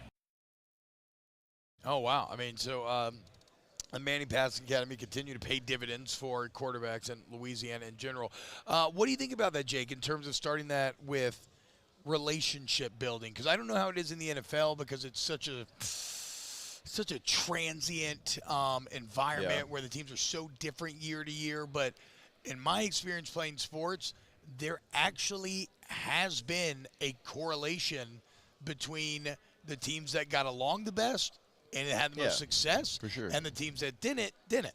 Yeah, even in the NFL, like your core 30 guys. Yeah. If you can get that done, I mean, that's going to pay dividends on the field as well. But, so for Garrett Nussmeier, he's known this team, he's known these players for a very long time. He's got a relationship with these players. But I think what you heard there is he realizes now that relationship has to change. It has to be where, hey, like I'm the quarterback of this team, right? I'm going to be a captain of this team. So even though you already have that built-in relationship, like it does kind of change its role a little bit as far as you getting things together, like not being in the crowd, but you're leading the crowd. And I think, catching up with Garrett yesterday, hearing sound clips like that, I think that's probably what's changed for him. And so I have all the faith in the world that he's getting that done because it does have to be a different role for him. He's no longer the backup quarterback that everybody likes and knows. Like, he's got to be the leader of that entire locker room. And let's call it like this. He's been ready for that moment. Yeah. I was laughing so hard at the lake the other day. I called my dad a narcissist. He said, well, hell yeah, I'm a narcissist. Well, you ever met a successful quarterback that's not? He's like, I got to lead men. Like, I got to believe in myself to the nth degree. I got to be able to have this almost irrational self-confidence and self-belief. That was the thing that they said about Justin Herbert coming out. Like, they felt like he was not enough of that. Yes. And good. And, there's more than one way to skin a cat because obviously he's pretty damn good. But the ones that I know, to your point, you have to have some of that. Here is some other interesting questions that I was asked about Nuss yesterday was like, how is he measured now in the current state of LSU, where you have Joe Burrow winning a Heisman, you have Jaden Daniels winning a Heisman. Like, the expectation of quarterback has gone so far up. This is Nuss 8. Here is Garrett Nussmeier speaking on the legend that is Joe Burrow. Yeah, I mean, his story is very special. He had to wait his time as well. So, just watching him and what he was able to accomplish in his 2 years at LSU is unreal. Hopefully if I'm anywhere close to as good as him, I'll be happy. So. What do you think, Jake? What does it take to be remembered now as an all-time good LSU quarterback? Oh gosh, that's standard. Ooh, I don't know, how man. I answered, I said, look, you either got to win a Heisman or a championship. Yeah. I mean, now, that's just is what it is now with Jaden and Joe both doing it. And then obviously, Flynn didn't put up crazy numbers, but he'll always be remembered because he got that championship. At the time in 07, they were crazy numbers. Well, that is true. The offense did set records for points per game and everything. But even then, it was a lot of rush. He ran the ball a lot. His numbers were good. Yeah. But so you're saying? Wait. So you're saying the rushing attack in 07 is what led us to a championship? Yeah. Yeah. Legitimately, yes. Yeah. Yes. In RBs, many ways, appreciate yes. that. I agree. Yeah. Shout out Keelan, Chuck, Trendon, Richard. But it's interesting though because times change. But if you just did Flynn's statistical season for Nuss this year, people would not. No, you're right. People would not be happy. It's a different time, certainly in football. Different time for LSU offensive philosophy at that time. That was big. But yeah, I mean, think about it. I think Matt gets probably remember more than Jamarcus. No, that's what I'm saying, right? So and Jamarcus won the Maxwell. Yeah, and I think Matt Mott gets remembered more than Matt. Yeah. You know what I'm saying? Because they won championships. So it's Heisman or championship? It's Heisman or championship. Yeah, it's what it is. I mean, but that's what you want it to be. Yeah, you're right. You want it to be that true. because if it is that is the standard of excellence. And is it tough love? Yeah, because if you don't do it, well, they remember you like, oh, yeah, but they ain't going to go line up to meet you. Championships at that position, they mean everything. And so LSU's had a run of 2019 Heisman Trophy winner, national champion, and then they had Jaden Daniels, who did everything he possibly could do to get his team in the conversation for a national championship. The defense failed him, but him individually, he's going to be remembered forever. So, look, I am not mad that the standard at LSU is championship or Heisman to be in that conversation of greatest quarterback, ones we all remember. And finally, one more here. This is going to be Nuss about staying at LSU despite not starting and why he decided to wait his turn. Nuss. Yeah, I mean, there was obviously temptation. I love playing the game of football. So, obviously I wanted to be playing on Saturdays. But what kept me to stay was I felt like when I was making my decision out of high school where to go to school, I felt like, there was a lot of prayer involved, and God brought me to LSU for a reason. And I did not feel like it was my time and to just pack up and leave. I felt like it was my duty to just keep my head down and trust into His timing and just work. I know God's timing is always right. Sometimes we want things right away, and that's not how it's supposed to be. So, hopefully it'll pay off in the long run. So I would say I just, felt like I had to trust in Him and keep my head down. I'm not gonna lie, dude. You talk about intangibles, you talk about leadership, talk about maturity. These are elements that you look for out of your quarterback. I would say that's a pretty shrewd, intelligent, thoughtful answer there from Garrett Nussmeier and why he decided to go the hard road. I kind of liked what he said. He kind of reiterated that with me yesterday. I made this decision to go to LSU. I put so much thought into that out of high school that's where I wanted to be, and that's where I wanted it to work out at. Yeah. And I knew there was a path. The path was longer than most paths. Could I have gone somewhere else and played? Absolutely. But when I was making my decision out of high school, this is where I saw myself, and he's going to have 2 years to be the guy, right? And honestly, 10 years ago, we wouldn't think anything of Garrett Nussmeier waiting. Not one thing. It would be, hey, when he gets his turn, it wouldn't be, why is he still here? So now, today, college football's changed. We know that. But for him, it's a little bit of an old-school mentality of, I'm going to go there, I'm going to redshirt, I'm going to learn. Sure, I'll play a little bit here and there, but when it's my turn, I'm going to have 2 years to go be the dude. All right, when we get back here on OTB, more from SEC Media Days. I think we may have Andy Staples coming up this hour as well. We will see. We got our Tay NFL Story of the Day coming up a bit later as well. So keep it locked right here, youtube.com/1045 ESPN. More Off the Bench next. Off the Bench with Hester and T-Bob. Go to K to Z Window Coverings, KTOZBlinds.com, KTOZBlinds.com. And K to Z, they got the window coverings that, wow, man, you want to bring your home, your room, whatever, to the next level. Well, I think nothing ties a room together, nothing elevates a room like the correct drapery. And you may think that that's just like a bit, but think back to your college apartment, right, or your college dorm, whatever the case may be. Think back to the first time you threw some drapes or something up there on there, and you're like, oh my God, all of a sudden, this all works, right? So you want to maximize your home from both an aesthetic and functional standpoint, you want K to Z, go to KTOZBlinds.com. And when you go to the website, get the consultation set up, they're going to come into your space. They're going to know your home in like 5 minutes. You kind of tell them just an idea of what you're looking for, and they are going to have that answer. So many different options for you to choose from as well. Inside and outside does not matter. K2ZBlinds.com. Our listeners fire off their opinions on the jimsfirearms.net hotline at 499-1045. Keep listening for your next chance to shoot us your thoughts with the jimsfirearms.net hotline on 1045 ESPN Baton Rouge.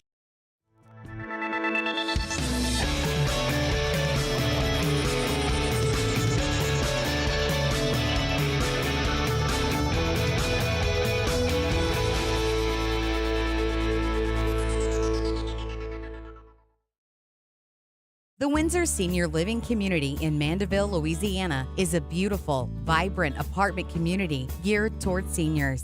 They are nestled right in the heart of Mandeville, where seniors live a more carefree lifestyle in spacious apartments with the peace of mind that comes from having a little extra help. Call the Windsor at 985-624-8040 to schedule a lunch and tour. Come see how the Windsor can be your passport to peace of mind. Breck teamed up to reimagine your parks, and you imagined big. With your help, we went to work, creating 12 beautiful community parks across the parish. A family-sized water park, miles and miles of trails, and parks just for your dogs. There are more places to splash, to explore, to run wild, and even soar. You imagined, we delivered. Gold. Breck, your #1 park system in the nation. Electricity is all around us, and our families depend on it. Every day is sparked by the power of a cold drink or a warm meal, a movie night, and a comforting light at the end of a dark hallway. From sunrise to sunset, playtime to bedtime, our team is ready to take care of your electrical needs. Even in the case of an after-hours emergency, the light in your life shines brighter with Mr. Electric. Hey, it's Matt Moscona. For years, you've heard me tell you about Insurance Network of Louisiana, helping you find better coverage for less money. But it's not just for your home and auto. They also offer commercial property. So, retail stores, professional offices like doctors, dentists, attorneys, clothing boutiques. Insurance Network of Louisiana can find you better coverage for less money. They service the entire state of Louisiana, and they're local. So call today at 293-0450 or lainsurance.net. Farming is a way of life for us. It's not something we get up in the morning and dread going do. It's just something we go to bed at night looking forward to getting up to go do. John Deere equipment is what we as farmers strive to have. It's in your blood, it's in your veins. It's just a part of who you are. Green is what we want to be in. The other tractors were acquired to patch it up to get to where you want to be. Where we want to be is in John Deere. Flip the switch and learn more about what it means to be powered by sunshine at sunequip.com. Matt Moscona inviting you to join us for Tuesday's AFR, powered by Sunshine, your hometown John Deere dealer in Louisiana. Day 2 from Radio Row at SEC Football Media Days, and Commissioner Greg Sankey joins us. Hopefully you will. 3 to 6, 104.5 ESPN Baton Rouge.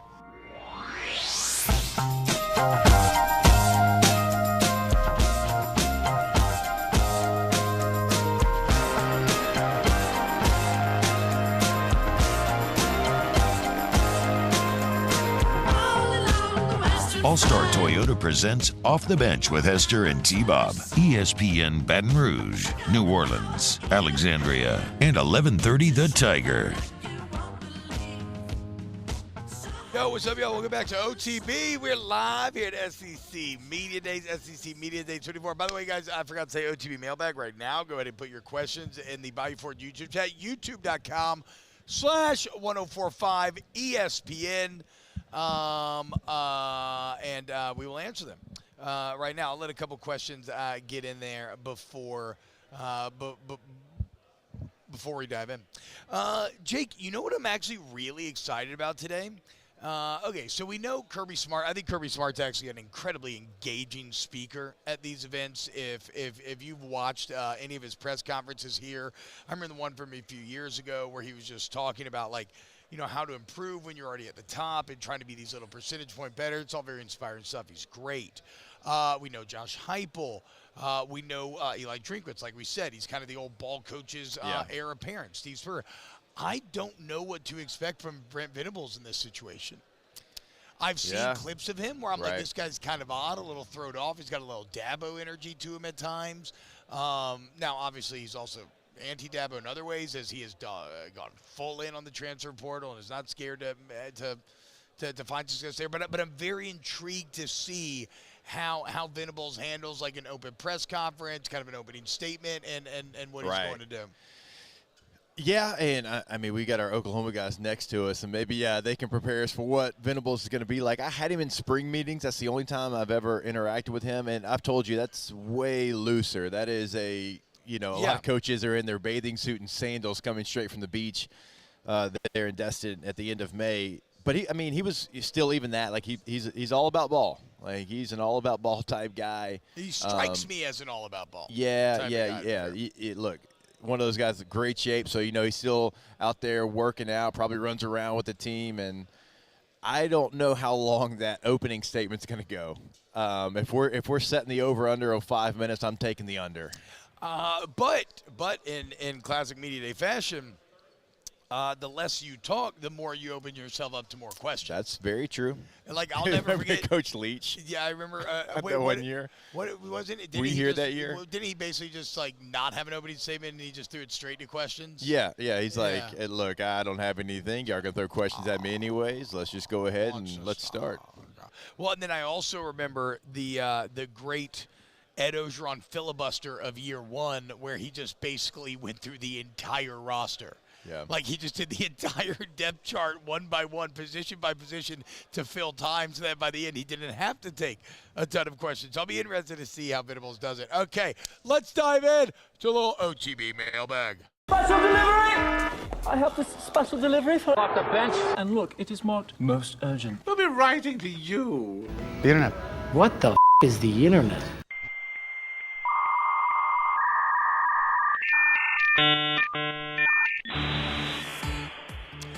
Hashtag OTB mailbag, thick bacon or regular bacon. I mean, that's not even, come on. Thick. Thicker bacon, the better. Yeah, thick bacon. There's like center cut bacon as well. I don't really know that I've ever, thought about the difference. Yeah, it just has a little bit less fat, more bacon. Oh, okay. You know what I'm saying? I'm like it's got some fat still, but it's just got more meat on it. I'll be more cognizant of it going forward. OTB mailbag, what night can we expect the Midnight Love tweets from T-Bob?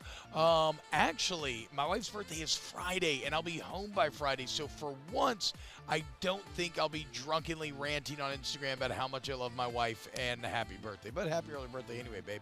It felt great to be in bed by 10:15 last night. T-Bob's been a good boy. Yeah. Good boy. I stayed till midnight at the restaurant. Oh, never mind. But that's midnight's not bad. I mean, for you, midnight. Whew. Hashtag OTB mailbag. Build us your perfect burger. Okay, so obviously just some great. If you want to do a proprietary blend of beef, I'm fine. Like maybe like some ribeye chuck, whatever. But burger, I'm gonna go cheddar cheese. No. I'm gonna go pepper jack. I'm not gonna go pepper jack. I'll just go simple American cheese, lettuce, tomato, onion, ketchup, mayo, and I love a fried egg. I do too. Or an over easy egg, a dip in the bread egg, a runny yolk egg. It's good. Oh man, and bacon. Okay, and bacon. Thick center cut bacon. Yeah, I'm gonna go lettuce, tomatoes, you gotta pepper have jack, no onions. Oh yeah, onions for sure. Mayo, and you know what I like to throw in a burger that's a little bit different? Some A1. Oh, anyway, like steak sauce? Yeah, I've I like never to done throw that some before. A1 on a burger. It just adds a little something. I'm not saying drench it, just add a little. Also, pickles. Not a Oh, yeah, spear, pickles. but I'll have some pickles. Give on me there as some well. old hamburger deals, Bo. Hashtag OTB mailbag. Do you prefer Senior Bowl week or SEC Media Week? Got to pick one.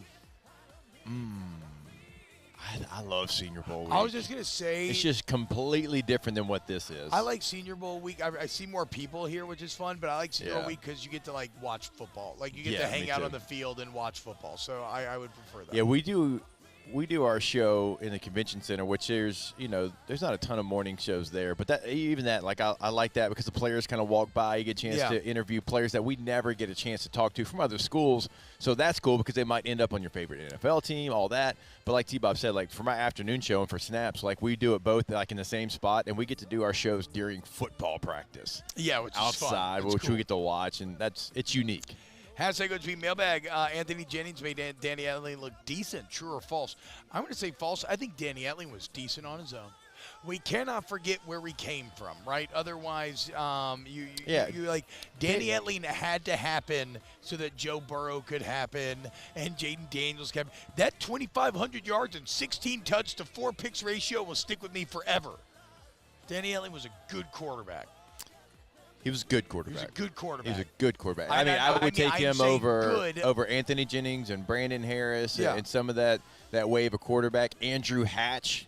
Yeah, shout out. Yeah, I'd take him over that for sure. He was a step above that. So Yes. yeah, we want to pay our respects to, something where it's like we might be able to throw the football. Yes, exactly. He was the first step out of the quarterback graveyard. Yes. Hashtag OTB mailbag. Can you compare today's recruiting rankings with pre-NIL transfer portal days? Okay, so you mean like how do we judge teams that are the top recruiting today versus? I mean, I will say this. So this is the fun part about SEC Media's days, Jake, is you get goss. You get a lot of goss. Yeah. The goss is that Texas is putting $20 million into this roster. $20 million. So in that way, no, you cannot compare recruiting rankings nowadays because it is wholly different if you're talking about teams starting with $20 million into rosters. Yeah, $20 million. I mean, again, rumor. That's the rumor out here. Some of the other numbers that we've heard from some of the other big boys in the SEC, up to 12, more living in the 10 to 12 range. Yeah. But $20 million. Whew. And I think LSU's still about 7, maybe like 7, 8. I heard 8, yeah. Probably going to have to try to find a way to push that to 10 in the future. We'll see. Hashtag OTB mailbag. Who's on your wish list for interviews this week? It's a little tougher in the morning because nobody's here, so not really doing the wash. But, again, I would love to talk to Drinkwitz. I probably would not. I know you'll get to talk to him on Sirius XM. So what time does Missouri get here? I'm not sure. I believe UJ's kicking off today, but I haven't looked at the exact schedule time-wise. I would love to interview Brady Cook probably from just looking at I'd like to today's get Luther list. Burden. I'd love to do some Cooper Mays action, just a couple of old, fat white sinners chopping it up. Yep. We'll see what we do or don't get. Speaking of fat white guys, I'd love to interview Jeff Levy. So I think we may have that opportunity the F word feels a little bit too far for Jeff. Really? I think so. I mean, I think fat, so. I say in a loving way. When I say fat, I really just mean chubby. That's different, though. Yeah, words matter. Different. It's different. Hashtag OTB mailbag. Do the coaches stay all week for more meetings, or do they leave the day after that? No, again, I told you yesterday. In and out. You PJ in and you PJ out. Yeah. It was like one of the coolest I've ever felt in my entire life. So no, they didn't do outside. So when I was doing work for LSU, my first media day experience ever, because I didn't come as a player. I actually turned it down because Katie and I's wedding was that week, and so turned it down to get married. And I came with LSU. I guess it would have been 2018 maybe, and I got to fly on LSU's private jet there and back. But they took the small plane. You know where I sat? Where? On the toilet. What? In the private jet. It's a seat. What? Yeah, like in those smaller private jets, it's like a seat. Oh, that sounds But awful. they like take a pad off, and nobody uses it. I mean, it's up and down. It was in Birmingham. But yeah, I was like, my first private jet experience really is on the toilet. Hashtag OTB mailbag. How many margaritas last night? None. I just had not mezcal. Been drinking just a lot of tequila lately, just straight neat. Or not neat, on the rocks. Hashtag OTB mailbag. Can we all agree that Mark May and Lou Holtz was without a doubt the worst college football show of all time? I can agree that you can shut the hell up, okay? Because Mark May and Lou Holtz college football final was the best football show of all time. But what made that show the best was Reese Davis. I think all three of them. I think they captured every I think now that's what I'm saying. I think his air traffic control with those two personalities was perfection. I mean, who didn't love their court segment at the end where Reese would don the judge's robes? I love Reese, man. It's yeah, so good. get out of here. Hashtag OTB mailbag. Are y'all doing a round robin tourney of NCAA 25 to the other hosts? No, I haven't even gotten hands on the game yet, dude. I forgot to tell you. Jackson thought I was cool yesterday. Did I tell you that? I think you started to tell me at dinner last night that you had to buy a new console or something. Oh, well, I do. Yeah, for Hudson. But Jackson, my oldest son, who I bought the game for, he had to ask the bench question yesterday about buying the game. He said, I think he said it's Herbie, that on the game, he says, you know, LSU's best when they run the football with guys like Jacob Hester and Kevin Falk on the game. Oh, no way, dude. Let's go. Yeah. So, that long, Jackson's like, okay, Dad. All right, Dad. I see you, Dad. I mean, it probably went away already, but. Christian has to go to mailbag. How do you want next year's SEC football format? I want 9 SEC games. In fact, if I had my way, I'd bump it up to 10. I would get rid of all cupcake games. And I know that sucks for smaller schools, and we have to figure out ways of funding their programs and everything. I understand that. But selfishly, but there's as a levels to consumer, everything. Yes. There's levels to everything. And it's okay for those levels to maybe separate a bit more, or maybe you have to adjust your budget, like whatever. I want all Power 5 schedules, and that starts with ESPN paying for 9 SEC games where you can have 3 permanent opponents, which maintains some of the great rivalries of the past. That would be my ideal. More SEC games for me as well. It's not going to make it easy, but with the 12-team playoff and the way that the SEC is viewed, those games, like you can go 9-3 if you have that situation, and you're still going to make the playoff. Yeah. Like they're just going to change their scale. Yeah. So we get more good games, and the scale kind of changes a little bit, I think. I agree. That would be the hope for the future. Jeff G says, T-Bob tried Paloma instead of Margarita last time. I had Paloma 2 days ago. That's a huge light right there. It was good. It's pretty good. It is an aggressive. You know what? Like, everybody has these gigantic ring lights, camera lights. Like, they are really aggressive. You just see all the lights I set up in my room. Is it kind of like that?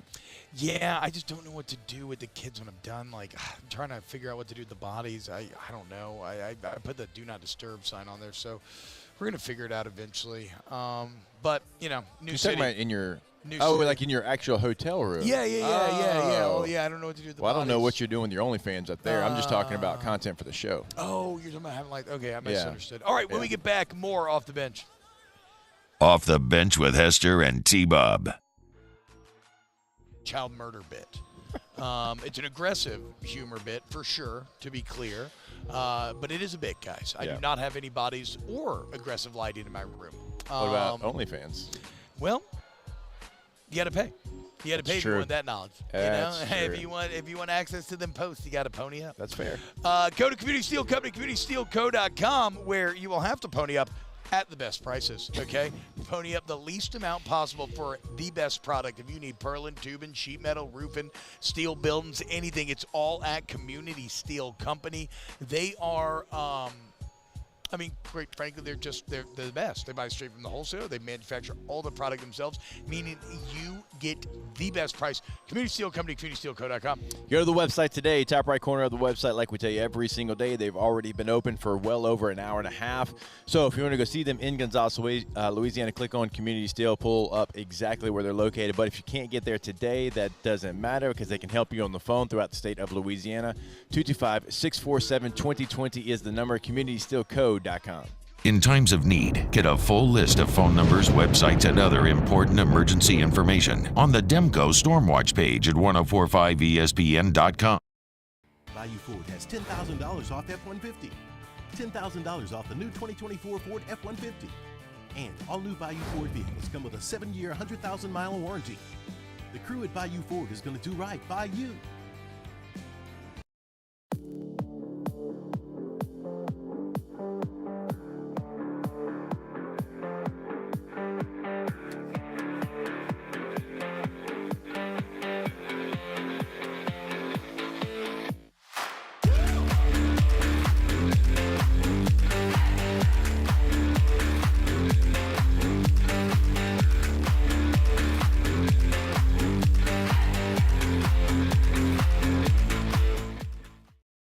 Gulf Coast Office Products is a nationally recognized Sabin office equipment dealer based right here in Louisiana. Over 100 employees strong, Gulf Coast has the boots on the ground to support all vertical markets from education, engineering, legal, and finance. With the latest in office technology from desktop to production segment units, Gulf Coast and Sabin have the perfect fit for you. Call 225-756-2644. That's 756-2644 for Gulf Coast Office Products. I've been doing business with Luba for 25 years. They're dependable, trustworthy. It's just the attention to detail with our clients. Our folks have years and years of experience. They're highly trained professionals. But many companies have that asset. What I'd like to think makes Luba a bit different is that we use those talents in a way that truly is dedicated to serving the needs of the folks who depend on us. Breck teamed up to reimagine your parks, and you imagined big. With your help, we went to work, creating 12 beautiful community parks across the parish. A family-sized water park, miles and miles of trails, and parks just for your dogs.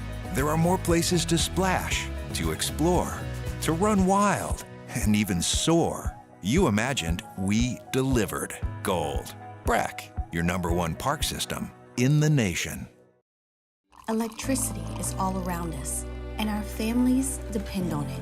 Every day is sparked by the power of a cold drink or a warm meal, a movie night, and a comforting light at the end of a dark hallway.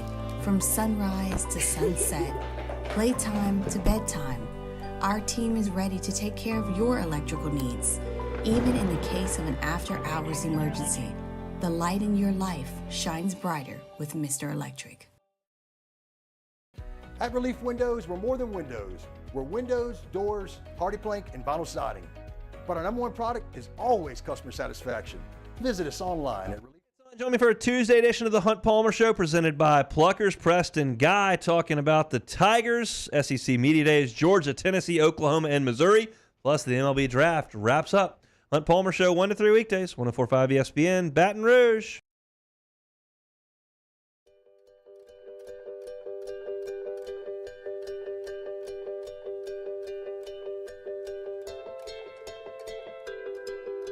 All-Star Toyota presents Off the Bench with Hester and T-Bob. ESPN Baton Rouge, New Orleans, Alexandria, and 1130 The Tiger. 30 The Tiger. Yo, what's up, y'all? Welcome back. OTB. Closing out. We got a couple segments left here in hour number 2. Jake, this is an interesting comment from Stephen Lindemeyer. He says, I know you're not going to bash fellow media on air, but the Texas and OU media asking every coach and players about themselves was ridiculous. It's just like the SEC short skits made fun of. Well, okay, so I understand this right. They're asking other teams about Texas and Oklahoma players. Yeah, Okay, I want to say Brian Kelly was asked yesterday something along the lines of, like, I know you don't play Texas this year, but what do you think about the team they have coming in? And he's like, I don't know. We don't play Texas. I don't know. I'm not. Look, we've got enough to get ready for. I have so much to study anyway. I'm not sitting here studying a team that I'm not even playing. But now that you say, I know Perkins was asked about one of the linebackers from Oklahoma that's going to be here, and he's like, don't really. Hey, Alondra, do we have that Perkins clip? Yeah. About him? Yeah. Okay, can we play it real quick? Being so dominant in that linebacker position, how much have you watched Oklahoma's Danny Stutzman, and do you see any similarities between yours and his game? Can you repeat your question? Danny Stutzman from Oklahoma, do you see any similarities between your game and his game? Who is that? Oklahoma's linebacker, Danny Stutzman. To be honest, I ain't really watching nobody else play. I'm focused on myself and my teammates, and we just focus on getting better. Oh, my God, dude. That is so good. I love that on multiple levels. First off, shout out Perk's media training. Yeah. Repeat the question is a classic, great, let's calm and collect ourselves. Falling back on, I focus on my teammates, blah, blah, blah. But what an odd question that is. Yes. Nobody's watching film of contemporaries to try to, like learn. You might be watching film of pro guys you want to emulate, or maybe upperclassman, but why would Harold Perkins be watching Danny Stutzman film? Yeah. I mean, Stutzman's a good player. He's going to be Yeah, here I'm for not saying Oklahoma, that, but dude. yeah, like I wasn't out there grinding on running back tapes Hell from no, other those are SEC your peers. running backs. Those are your peers. I couldn't. You might be watching defense. You're gonna play. I will say this. I haven't seen as much on the Oklahoma side, but I've really enjoyed interacting with a lot of the Texas media.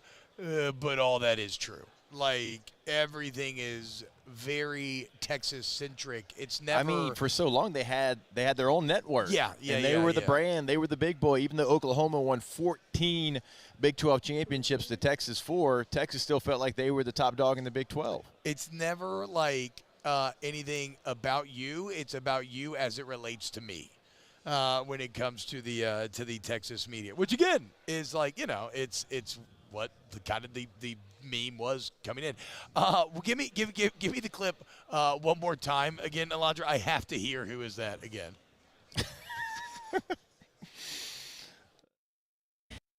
Being so dominant in that linebacker position, how much have you watched Oklahoma's Danny Stutzman, and do you see any similarities between yours and his game? Can you repeat your question?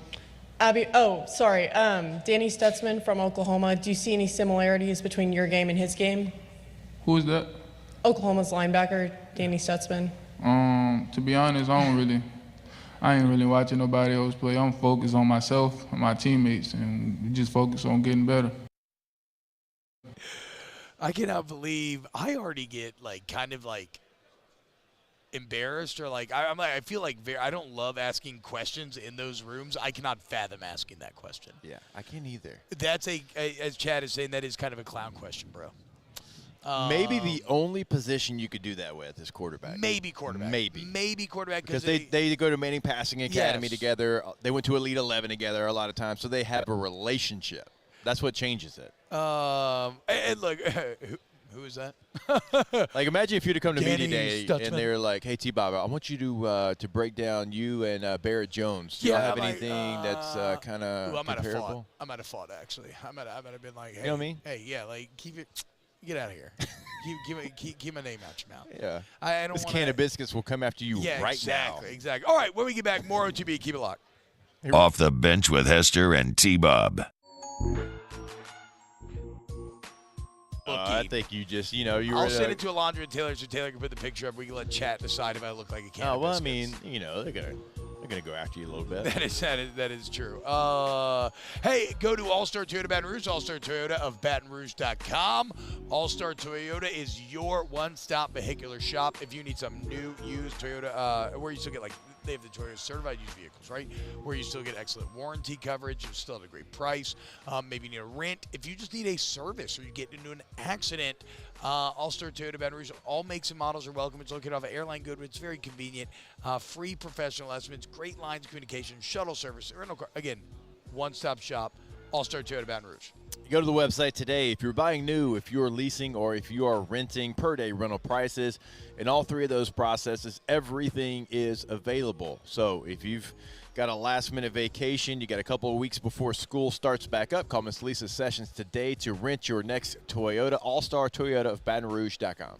Get the 104.5 ESPN Baton Rouge app powered by Bayou Ford and tap the microphone icon to send us your thoughts in an audio message. Your message could be played on air during Off the Bench with Hester and T-Bob, The Hunt Palmer Show, and after further review with Matt Moscone. Hey, it's Matt Moscone. For years, you've heard me tell you about Insurance Network of Louisiana, helping you find better coverage for less money. But it's not just for your home and auto. They also offer commercial property. So, retail stores, professional offices like doctors, dentists, attorneys, clothing boutiques. Insurance Network of Louisiana can find you better coverage for less money. They service the entire state of Louisiana, and they're local. So call today at 293-0450 or lainsurance.net. Bayou Chrysler Dodge Jeep Ram is taking $20,000 off new 23 Ram 1500 trucks. We're open for business in our beautiful new showroom and taking $20,000 off the powerful Ram truck.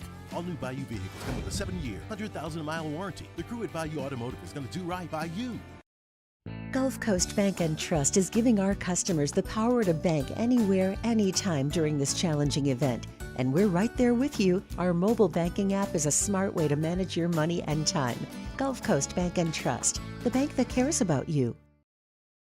Breck teamed up to reimagine your parks, and you imagined big. With your help, we went to work, creating 12 beautiful community parks across the parish. A family-sized water park, miles and miles of trails, and parks just for your dogs. There are more places to splash, to explore, to run wild, and even soar. You imagined, we delivered gold. Breck, your #1 park system in the nation.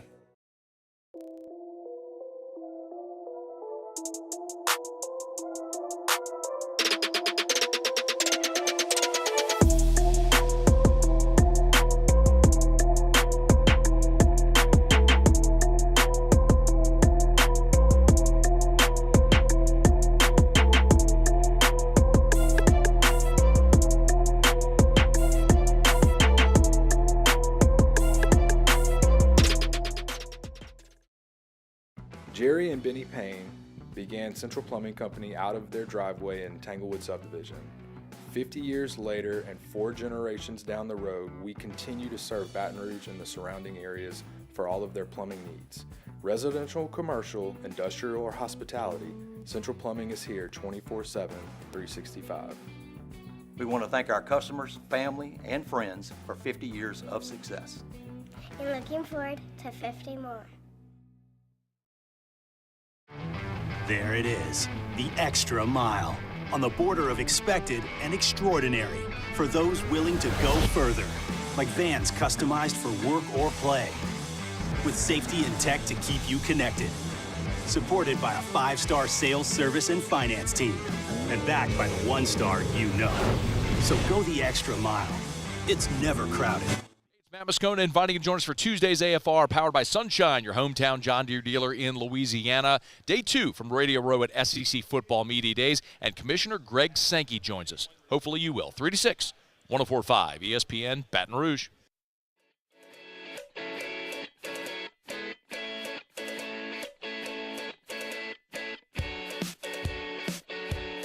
All-Star Toyota presents Off the Bench with Hester and T-Bob. ESPN Baton Rouge, New Orleans, Alexandria, and 1130 The Tiger.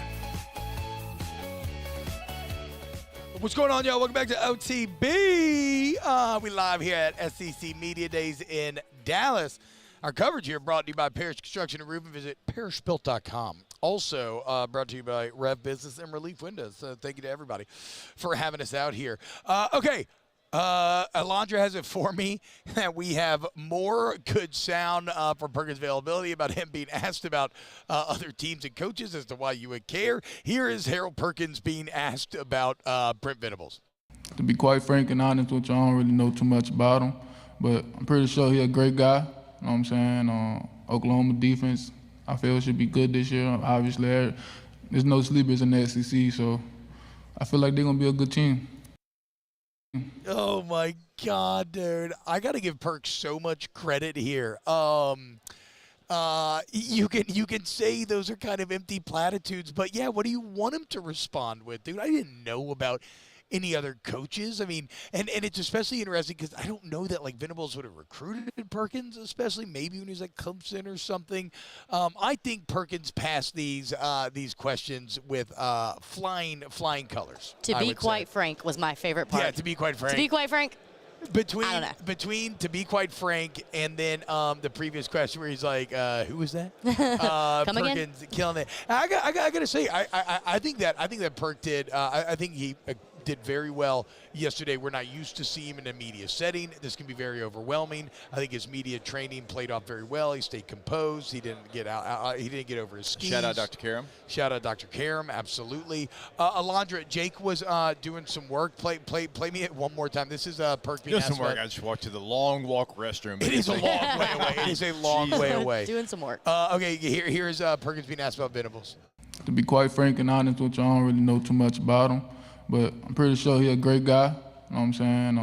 Oklahoma defense, I feel should be good this year. Obviously, there's no sleepers in the SEC, so I feel like they're going to be a good team. They asked him about Brent Venables as well. Yes. That's just what I love about that, though, is like that's Well, how Perkins handled that is how you just need to handle it if anybody asks you about someone that they think you should know, and you don't really feel like going into, like, I don't really know the guy. You say, oh, yeah, he's a great guy, you know? Great guy, nice guy. He's really nice. I'm excited every time I see him.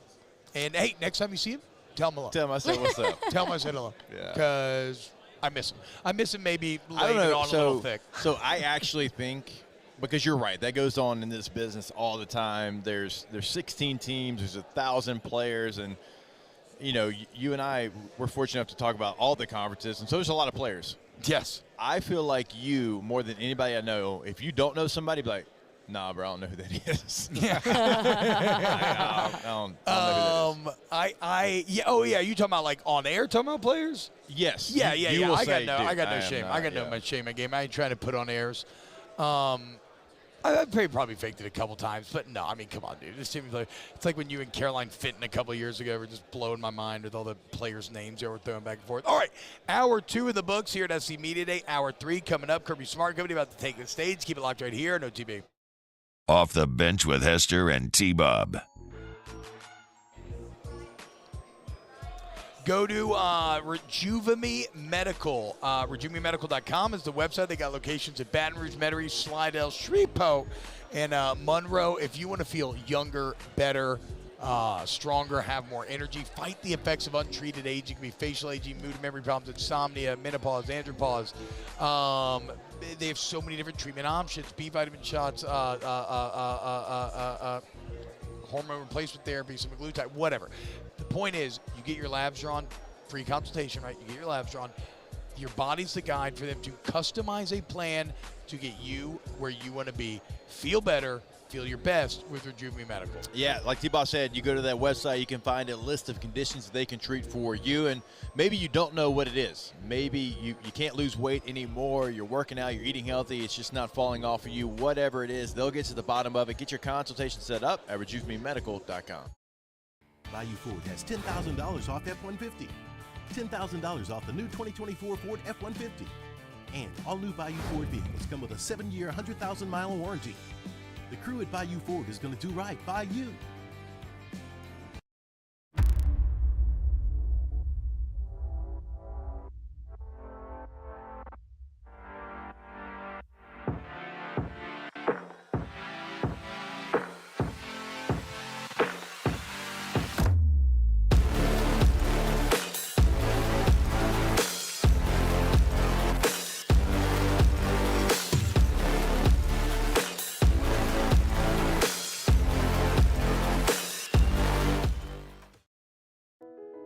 I've been doing business with Luba for 25 years. They're dependable, trustworthy. It's just the attention to detail with our clients. Our folks have years and years of experience. They're highly trained professionals, but many companies have that asset.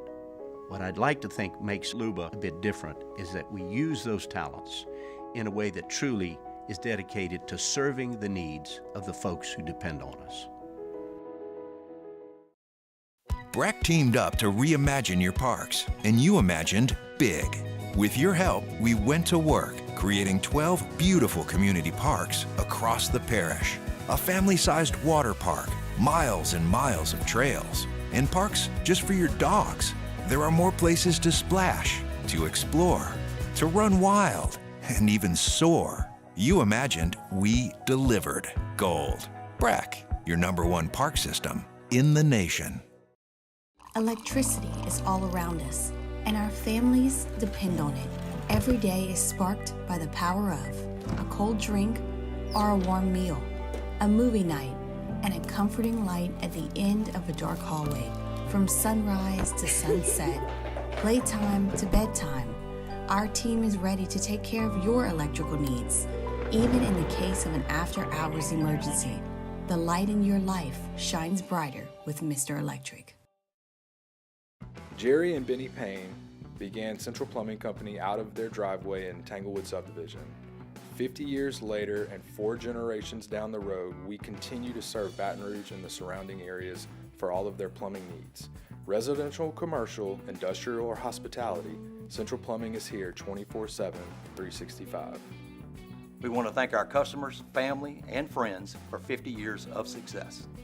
And looking forward to 50 more.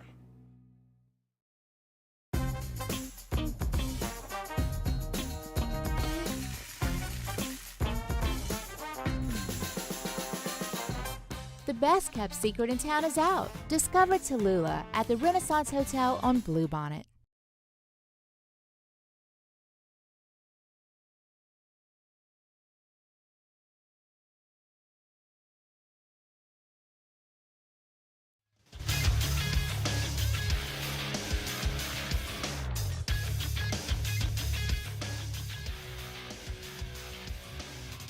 Good morning. It's 9 a.m. here on Tuesday, July 16th. Today in Baton Rouge, you can expect some rainy skies with a high of 94.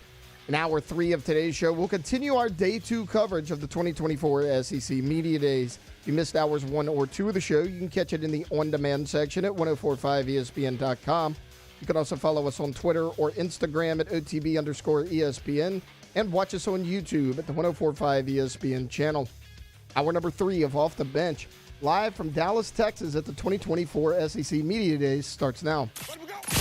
All-Star Toyota presents Off the Bench with Jacob Hester and T-Bob Hebert. Yeah. Off the Bench with Hester and T-Bob. Hey, P, they said I got to come off the bench. All-Star Toyota presents Off the Bench with Hester and T-Bob.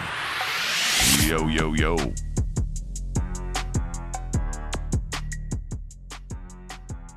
Oh, look at that. I got the follow from Hudson Hester on Instagram. Heck yeah, dude. Oh, no. Let's go. Hudson Hester. I already followed him. So Huddy Paul's our one. We got to watch him a He little loves bit. social media? Not even like the social media. Like, he's a swindler. Ah, yeah, that's what you told me. Oh, yeah. Like steal he a would bit be out of the wallet. dapping you up. Like, what's up, T-Bob? And you'd be, like, reaching for your back pocket. Like, wait, where's my wallet? He's like, yeah, where's my watch? Like, Oh, you yeah. shake hands. He's like one of those magician, one of those. Yeah. So you're saying if he had been born destitute in, like, Victorian era England, Yeah. he'd be a pickpocket. Yeah. He'd I be think- like, he'd have been like Or one maybe- of the kids you know in what, gangs though? in New York running around like pickpocketing No, people. maybe not something that small, actually. Like, Oh, whatever really? he does, Get it's going into to be a white big collar scheme. crime. I think so. Yeah. I think so. Hell yeah, dude. Follow the footsteps of the great. Steal a Yeah. little money from a children's hospital. Why not? Well, dude? don't do that, Huddy. They get a lot of money. Don't you do know? that. Why Don't not? do It's that, not, Huddy. You're Yeah. right. If you're gonna do white collar crime, He's more like Robin Hood. if you're gonna do white collar crime, steal from rich investors. Like, Yeah. don't steal from old ladies. Don't steal from children's hospitals. Steal Yeah. from like douchey finance bros by convincing them that this is a really good investment opportunity. That's what I'm talking about. Yeah, let's do some let's do like some, I said, Robin Hood. Yeah, let's do some Ponzi schemes where we only target finance pros. Yeah. Okay. We should do a Ponzi scheme. Well, I think we like. What are we gonna sell? Nothing. We're just gonna keep. Oh, we're gonna start it. Yeah, we're just Oh, gonna yeah, keep. yeah. No, we're just gonna keep. Now I don't know what the pitch is gonna be for the base investors. Right. Maybe it's like a. We just say ground floor a lot. Yeah. Oh, yeah. That's all we got to Well, do. Yeah, because you ground want to be. floor. You want to be in on the ground floor. Ground floor. And then we'll. You want to get- jump in before it blows up. Ground get floor. more investors to Keep pay saying the that. first investors, and then more investors to pay those investors, and we'll just skim off the top the entire time. Then we won't have to work again. That'd be awesome. We could just like play video games and do podcasts and do Ponzi's. Yeah, and I could just like coach my kids. I wonder know? how crazy it felt. Like if you're at the center of one of these huge financial scams, I guess some people get away with it, right? Because by the very nature of crime. Okay, so this I was thinking about this the other day. My sister has been talking to a guy, one of my sisters, who refuses to tell her his last name. He's a very odd cat. He's got So- long hair, kind of a greasy look. I'm going to go with Ryan. Yes, he You're like, refuses to tell her you his have two last sisters. name, and he told her he has many time-sensitive hobbies, one of which is vulture culture. Have you ever heard of vulture culture? No. Rivers, have you ever heard of vulture culture? No. So this is apparently making artwork out of dead animals. Like roadkill. Okay, I get the name you know, now. something that maybe died somehow, some way. And so, those are a couple of red flags, I would say, when it comes to being a serial killer. A real hesitance to give your last name, being into playing with dead animals. It's not a guarantee, but then, so. Didn't most serial killers start by, getting the magnifying glass on ants? Yes, all that sort of stuff, which admittedly I did as well. I'm not proud of it. I burned a lot more plastic army men. Okay. I burned a lot of plastic army men. Okay, that's not I used something to live. be full Sid. I'd freeze him, burn him, just all kinds of chop him up, paint him. Yeah. Well, you still paint them. Yeah, I still paint them. That's true. But I guess the point of all this is that I'm like, that kind of sounds like a murder. And she's like, I thought so too. But I had my friend who's kind of a sleuth look it up, and they figured out his last name. Completely clean record. The historian got after it? No, it wasn't okay. him. But they completely clean record. But then I'm thinking, well, by its very nature, a successful serial killer would have a clean record. And then I started thinking about all crime. Like, are you a criminal only if you get caught? Because otherwise, we don't know. You're just a normal person out here doing crimes, getting away with it, and nobody ever knows. Like, so there's got to be serial killers out there operating that never get caught. They never die. They live, they die, they live a life, and they're killing people the entire time. Yeah. There's got to be people doing white-collar crime, and they you get go back away to with it Jack the the entire Ripper. time. Andy, are you waiting on us? Are you coming on right now? Oh, hop on. Oh, we're just talking about Jack the Ripper. I was talking about just serial killers and how many are out there potentially that we don't know about because they never get caught, and kind of how it's a philosophical question. Are you a criminal if you don't get caught? Because we never know, and if I don't know, I can't act on it, and so I can't really treat you like a criminal. You're a criminal if you commit crimes. Okay, hold on. Hop on the mic here. Are we live? Yeah, we're very much live. Okay. You're saying you're a criminal if you commit crimes. Yes. I mean, now obviously we all have our own sliding scale. I think that if you drive 36 and a 35, you're committing a crime.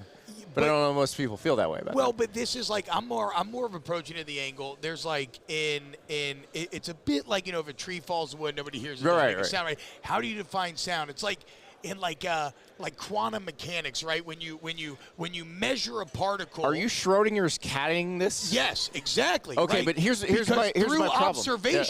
Through observation, you create the reality. Like you affect the actual reality. But if you rob a liquor store but don't get caught by the police, yes, the liquor store is still out the money.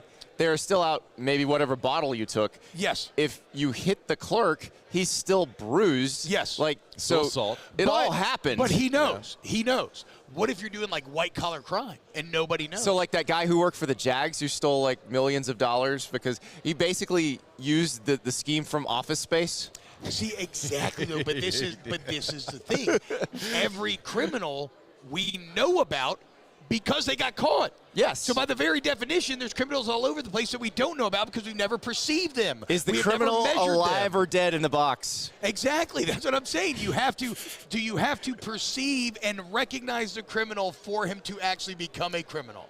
It's an interesting question. This is where the problem with T-Bob and I, whenever we get together, Hester, is we just start talking about TV shows because now I'm going to ask if T-Bob has seen Dark Matter. I've not seen Dark Matter. You're going to need to see Dark Matter. What is Dark Matter on? It is on Apple TV. Oh, I've heard good things about Dark Matter. It starts with a quantum mechanics lecture about Schrodinger's cat. I love Schrodinger's cat. And then just goes straight into it. To me, the entire college football offseason is always like Schrodinger's cat, where basically you never quite know, is the team good or bad, and so you can kind of convince yourself of either. And so I always kind of err on the side of the cat's alive, the team's going to be good. Yes. And then the last couple of years, LSU's opened up, and I've opened up the box, and it's been dead. Yeah, I was talking to somebody last night who lives in New Orleans and is a big fan of you guys, but hell yeah, we were talking about your whiskey and wine show that you do with Moscona. Yeah. And one of my favorite episodes, I don't know, I think my favorite episode is after they went up to Kentucky a few years ago. That was the most drunk I've ever been. That was not good. I was too drunk. Way too drunk. That one was actually watched on the team bus going, because I traveled with the team back then. On the team bus going back to the airport, you could go up the rows and coaches had whiskey and wine on. Oh, yes. No, dude. But the one after the Florida State game last year, after the Florida State game in Orlando, I am driving around Orlando just dying laughing as I listen to this thing. I was driving home through the middle of the night listening to you guys and just dying. I mean, but that is like what a deflating. I love. But that's the problem when you think the cat's alive. Yes, exactly. And then you open the box. And in college football, What's in the box? The thing is, in college football, you can't keep the box closed. Right. Like it's going to be open, come hell or high water. Like we're gonna learn the truth of you. And here's to hoping that this year might be a bit. I mean, do you think when it comes to LSU this year, opening up with USC, what do you think? Do you think it's going to be different? I don't know that USC is going to tell us if it's going to be different or not, because aren't LSU and USC essentially in the same position? Yes. So they lost a Heisman Trophy winning quarterback. Yeah. We're not worried about their offense. They hired new defensive coordinators. They're retooling that side of the ball. We don't know if it's going to be any better in either case.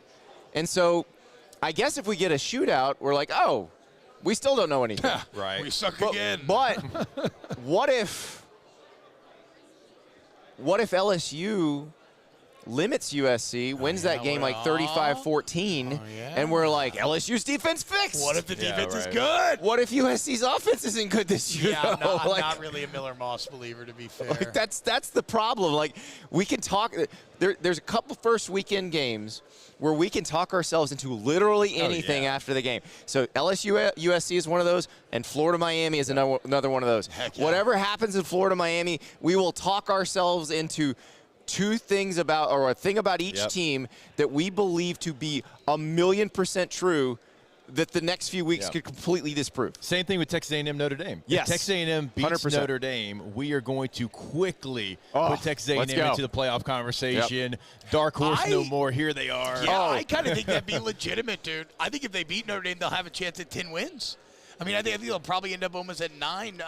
All their toughest games are at home. Yeah. That plays into their favor. They do have – I was talking about this with Lucho, and he raised a pretty good point that their away games are kind of trappy.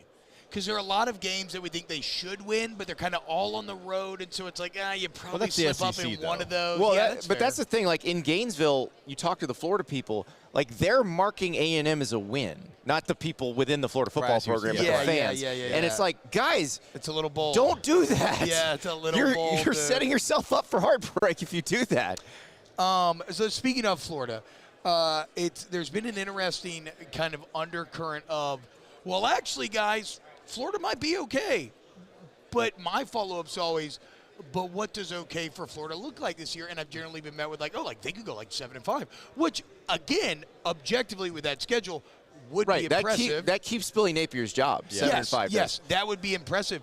But as a Florida fan, do you think the fans would have some sort of frustration that that's where it's kind of gotten to? That 7-5 should be like, wow, that's a really good year. Oh, that is part of their simmering frustration. Is that they are now hopeful for 7-5, and the idea that they are hopeful for 7-5 is incredibly depressing to them. It's crazy. Like the Florida fan, like the word I would associate with the Florida fan base right now is ennui. Like it is, they're just sort of settled on them, and it's like, this is it. This is existence now. Like, and that's they've kind of been battered into apathy a little bit. Not where you want to be.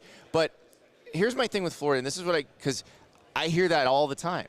Because there's been a nice whisper campaign of, it's going to be better this year. You guys just don't understand. And I go, every time I ask the same person, okay, tell me relative to the teams they have to play, where did they get better on their roster? What position group? And I will say offensive line probably yes, which is a pretty key thing. Quarterback? Because, Mertz another year and Mertz is fine. I don't think quarterback was a problem for them. I agree. I think Mertz did a great job last year. True. Defense has been the biggest problem. Defensive line specifically. They lose their best pass rusher. Yeah. And you can say, they lost Princely and Manuel to Ole Miss, but hey, Justice Boone's going to be better than him. Then why wasn't he starting over him? That's the question I want to answer. Like, and maybe it is. Maybe I'm wrong. And they got transfers to kind of fill out the secondary that they feel like they're going to be more willing tacklers. And so maybe it does get better. And, look, I would love for them to be competitive. I think that would be much more fun than what we've seen. But they've got to show that. Yeah. And my problem is I see these other teams in the SEC, Like, I see what Tennessee has. I see what Alabama has. I see what Texas has. And their roster doesn't look like that. Which is wild because that's all we know is Florida. I mean, all three of us. Yeah. For our lifetimes. For our lifetimes, They for don't sure. have, they don't have the long-term history, but, But Spurrier still, in on. our Yes, lifetimes, yes. for sure they do.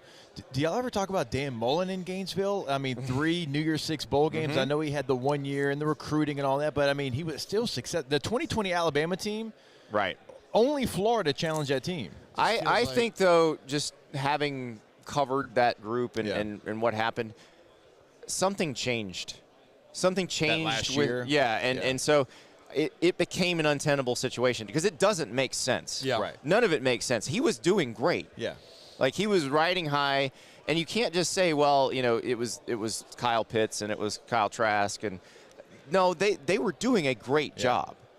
But for whatever reason, something broke between 2020 and 2021 where it was like, I don't want to – and I don't know if it was a case of Dan Mullen deciding that he wanted to go to the NFL or he didn't like the way college football was going, didn't like, how much power the players were going to have going forward. It was going to be a very different world in college football.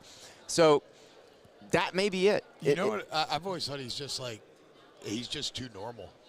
Like, I think he actually likes living on Lake Oconee and getting to hang out and enjoy all the money he made. Like, he definitely has some of the psychopath, but he doesn't have some of the full psychopath that the coaches have. Dan's a little older than me, but our kids are the same age. And I will tell you, like, as my kids got to that age group, you don't want to be on the road anymore. Yeah. You don't want like, you want to be home. You want to be there for their stuff. Yeah. Exactly. Yeah. And I had a different job, but like when I was at SI, I was on the road like 150 days a year. 150 days I missed so much stuff when they were really little. And pandemic happened. I didn't travel that much. Yeah. And it got really hard to leave again. Right. Because you're like, wait a second. I really like being around these people, and I don't want to leave anymore. And my kids are pretty cool. Yeah. I'm sorry to go like complete dork dad here on you, but it's great. But that's exactly what it is. We're dork dads. Yeah. I mean, like, I love being able to pick up my kid from football practice and be like, so what happened today? What kind of drills you guys do? Nothing better. Yep. It's fun for me. God, that's going to be fun. I'm well, not to brag, I have coached a soccer team from winless to one of the top divisions in the league. But whatever. We don't need. Are you Ted Lasso? No, I'm an assistant coach. I don't want. Oh, you're Coach Beard. I don't want the head title. Yeah. I want none of the responsibility. He actually dresses him all of the credit. Years ago. Yeah. Are we about to pass out the coaching resume over there, T-Bob? The pink pandas. Well, T-Bob's got it right. Always stay the hot coordinator and never become the head coach. Yeah, that's dude. true. Nah, man. You kidding true. me? Like, you be Blake Baker making $2.5 million. Now he has maybe a bit more pressure on than your average. You'd be Joe Sloan. Say Joe Sloan making like 1.5. Yeah, that's what I'm saying. Yeah. Get over $1 million nowadays, and you don't have to do the media. You don't have to do the CEOing, the politicking, the fundraising. Sounds ideal. Just so you know how smart I am, when LSU wanted Lane to be the OC, and he took the FAU job, I'm like, what are you doing? Yeah. That's crazy. Yeah. I think it worked out for him. Dude, so I got a question about that. Because I mean, that's changed. I mean, Kane Womack and those guys, that's changed. I'm not going to be the coach out there, man. I'm going to go be But here's the DC thing. there. If you're Kane Womack, are you closer to an SEC head coaching job as the head coach at South Alabama or as the DC at Alabama? DC at Alabama. Yeah. 100%. No doubt. Yeah. So help me out here, though. When Lane was supposed to come to LSU and then he goes to FAU, we always heard that was Nick Sabin kind of like blocking the move for him to go to LSU with Nick Curtin. But I've always wondered, how though? Did he tell FAU to I don't hire think that's Lane? what happened. Okay. I don't think that's what happened. I think Lane wanted to be a head coach. He wanted to show he could be a head coach again. You think about this. He had been the Raiders head coach at like 34 years old. Yeah, Raiders, Tennessee, USC. I can't imagine. I wouldn't have been able to manage a Wendy's at 34 years old, much less coach the Oakland Raiders. His roommate in college from Fresno State, Billy Bullock, was our backup quarterback, and he was the head coach on the other sideline. Right. You know what I mean? It felt crazy. weird. Yeah. Like, it is so Shout strange. out Billy Bullock. Shout out Billy. Love you, Say Billy. Yeah, and then he's the head coach at Tennessee and USC. And I'm a firm believer people can grow and change over time. People can mature, and he clearly did. Yeah. He figured it out. And I think he knew he needed to go somewhere and show that he figured it out. It was actually one of my favorite part about Lane yesterday is every time he talked about Sabin, there was a real sincerity and kind of genuine emotion there as he was kind of reflecting on how he kind of resuscitated his career. Speaking of today's media day, obviously the big dogs here, Georgia. But what are you most looking forward to? This is crazy because all 4 of these teams could be playoff teams. I know. That's Like, what I'm saying. It's a sexy grouping. It's probably the best grouping of and any. I don't know. Get the most sound bites from this group, too. I don't know how they decide who goes where. I think it has to do with when the coaches are available. But this feels like the most loaded day ever at an SEC Media Days. Yeah. So there's no team that we just hand wave off. Right. Yeah. What do you think about, how do you think Venables is going to do? I feel like I don't really know much about Venables in these settings. Have you been in his presence in a press conference? Never. Okay, yeah. So he's got a little Dabo in him where he'll go long, but he will get you fired up. Really? Like, he's like Dabo, but a meathead. When he gets going, like think of more sophisticated Bobby Carpenter. Yeah. Yeah. He knows Bobby well. He comes on with on Fridays. I know you host with him on Sirius XM, and Bobby. Look, Bobby is smart enough to know what role he's playing too, but I'm not sure Brent is playing a role. No, it's like, I agree. It's genuine. This is who he is. Yeah, Bobby leans into it where that's just who Venables is. Yeah, and Venables, like he can just. I don't even think he means to. He just gets fired up, and it's contagious. Okay, you've kind of got me a little peaked now. I'm more intrigued than I was. He's a football guy. Previously. He's not boring. Like now, he will try to start with politically correct answers. I think but he will get fired up, and once he does, then he gets very interesting. He's just like a train gaining momentum. Exactly. Inertia going down like tracks. football guy, like Zach Arnett was a football guy, but not in a good way. Like at something like this, right? Brent Venables will give you more than that. And do you have any crimes you want to admit to? Don't, because then you'll be a criminal. Keep it under wraps. I've committed crimes. I think we all have. Speed So, limit. Yeah, exactly. So you might have gotten in a fight in high school, assault. I talk about that all the time. Now that we have medicinal marijuana, it's great, but I kind of miss the old being rush. a criminal? Yeah, I kind of miss. Or are the you old not a criminal rush because you of never got caught? Feeling like a bad boy. No, I did get caught by my parents. Got grounded forever. Thought my life. Well, no, we're talking about by the law. popo. That's all that counts. Nope. I did spend a night in jail one time, so I'm a criminal there as well. Do we have 3 people who spent time on SEC rosters with 0 public urination citations? I never got one. I never got a public urination citation. That's a big deal. That's pretty nice. There you go. MIPs. No MIPs. No MIPs either. There we go. I got an MIP fixed for my little brother one time when he came and visited. Okay, so but you didn't. That's a big win for us 3. No, hell yeah. I felt like, I don't know, maybe Gainesville is different from Baton Rouge. As long as you kept something in a solo cup, you were probably okay. Yeah, it's probably fair. I feel like it just means more is the perfect motto for the SEC, but just put it in a cup should be the secondary motto.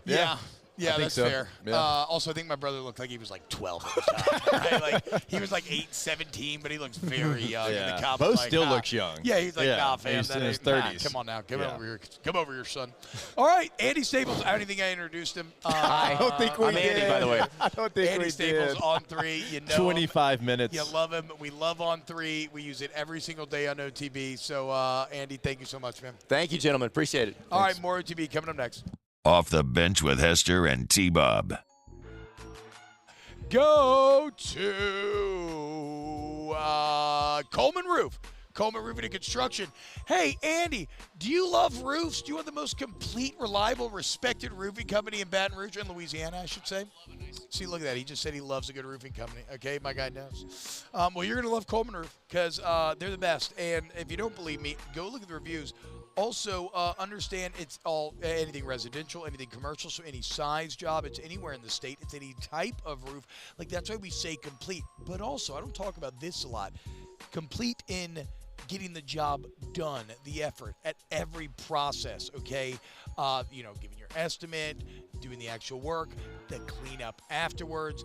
They put everything they have into making sure that every customer is satisfied. ColemanRoof.com.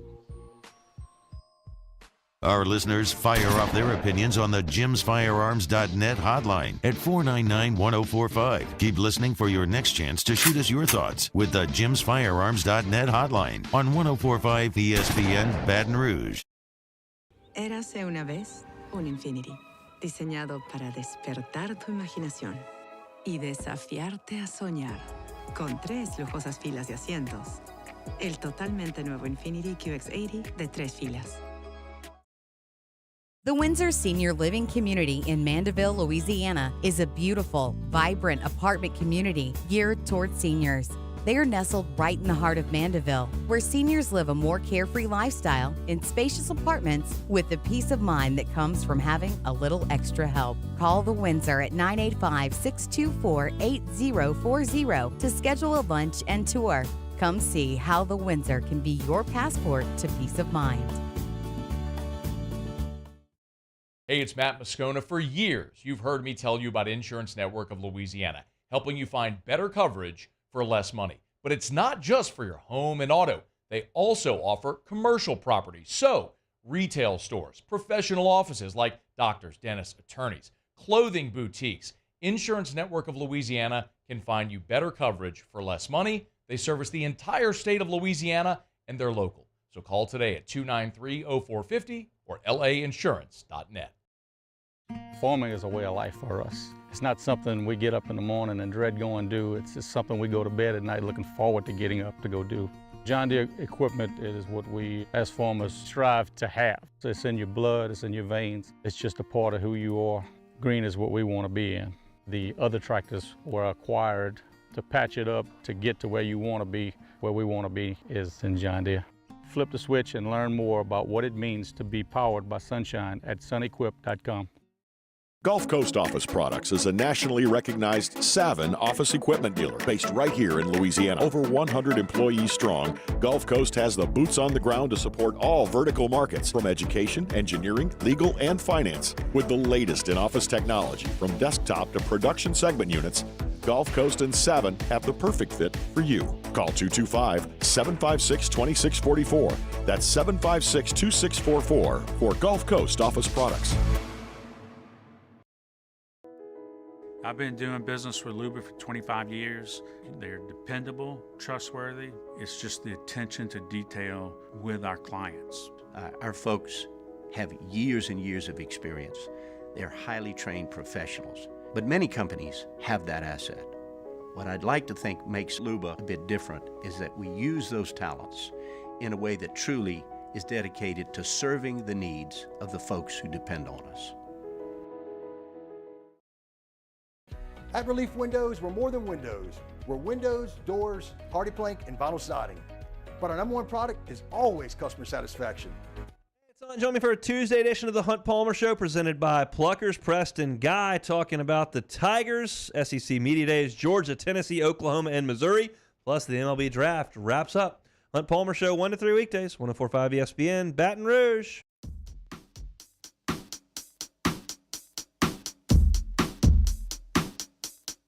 All I am is a man. I want the world in my hands. I hate the beach, but I stand. All-Star Toyota presents Off the Bench with Hester and T-Bob. ESPN Baton Rouge, New Orleans, Alexandria, and 1130 The Tiger. What's going on, y'all? Welcome back. Team OTB here live at SEC Media Days in Dallas. You can feel the buzz in the air. Teams are starting to arrive. It's starting to crank up. It is Georgia Day. I'm very excited now for Venables after talking to Andy a bit there. Yeah, I think it's going to be a great day, man. A really good day for the SEC in terms of teams. Yeah, he does. I mean, look, he does have some Bobby Carpenter in him, but it is mixed with Dabo, which Bobby's never going to give Dabo vibes. Which, for whatever it's worth, I actually believe that sincerity is a word that I would say applies to Dabo. Is he odd, quirky, off kilter? Do you kind of think he's maybe a D-bag? Is he cheesy? I would say, a lot of people probably say yes to all this.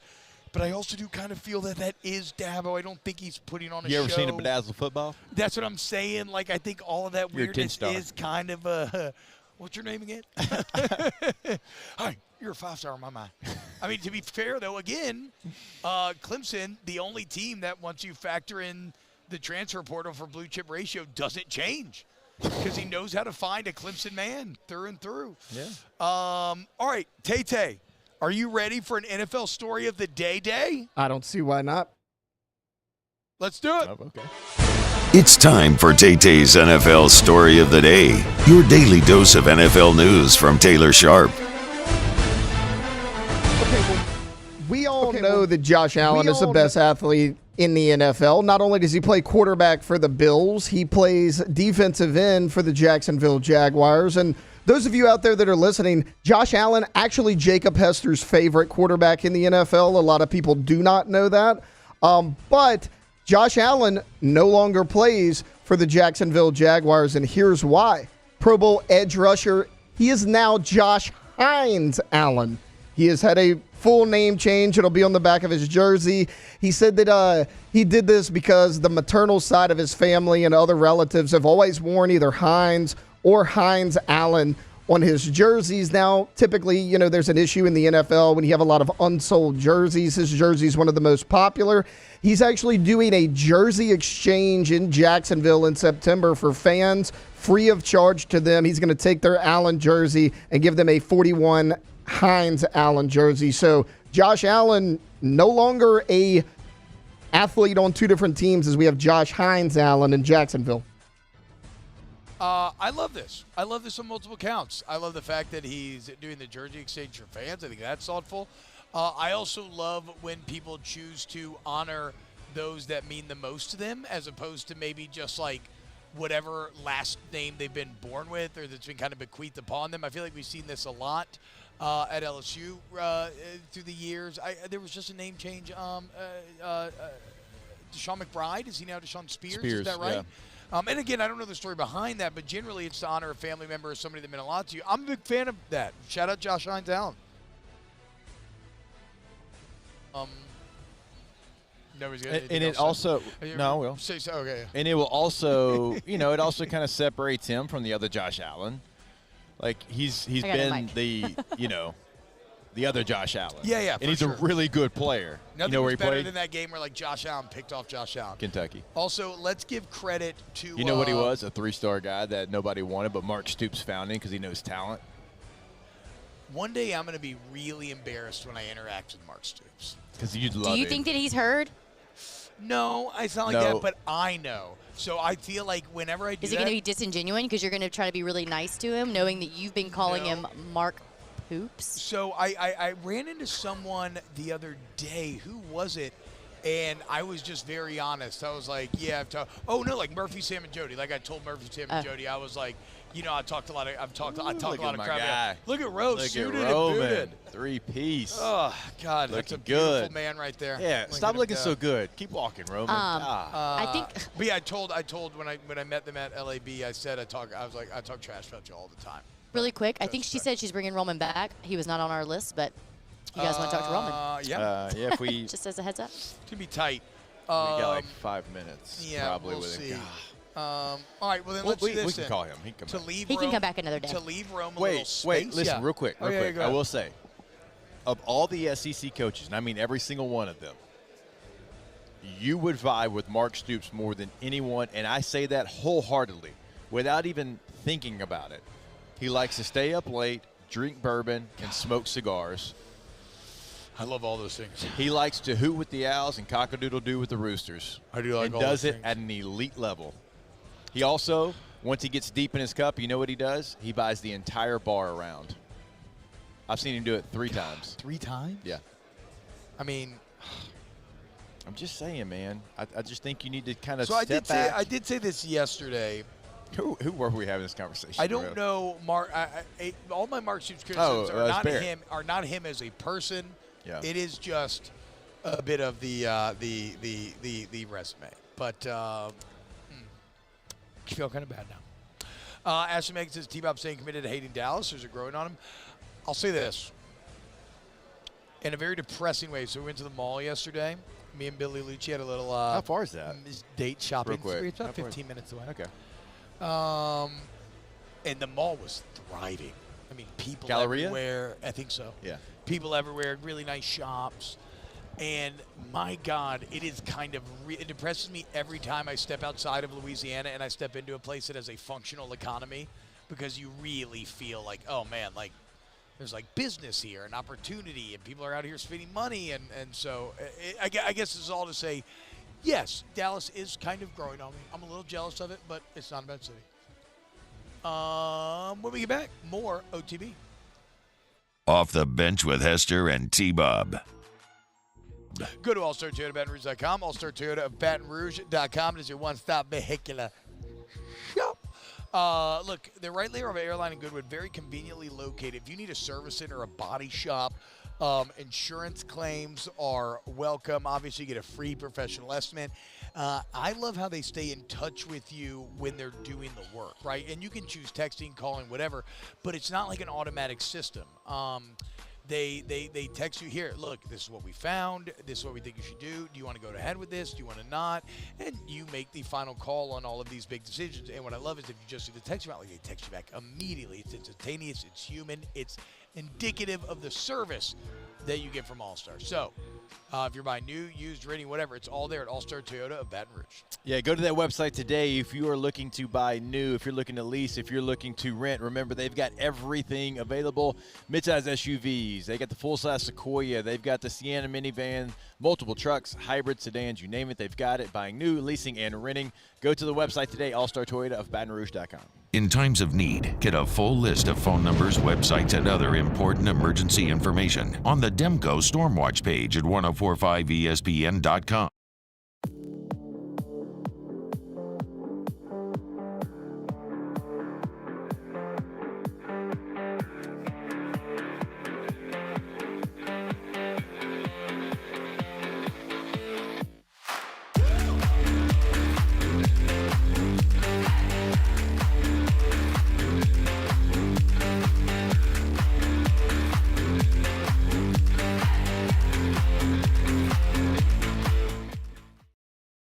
Breck teamed up to reimagine your parks, and you imagined big.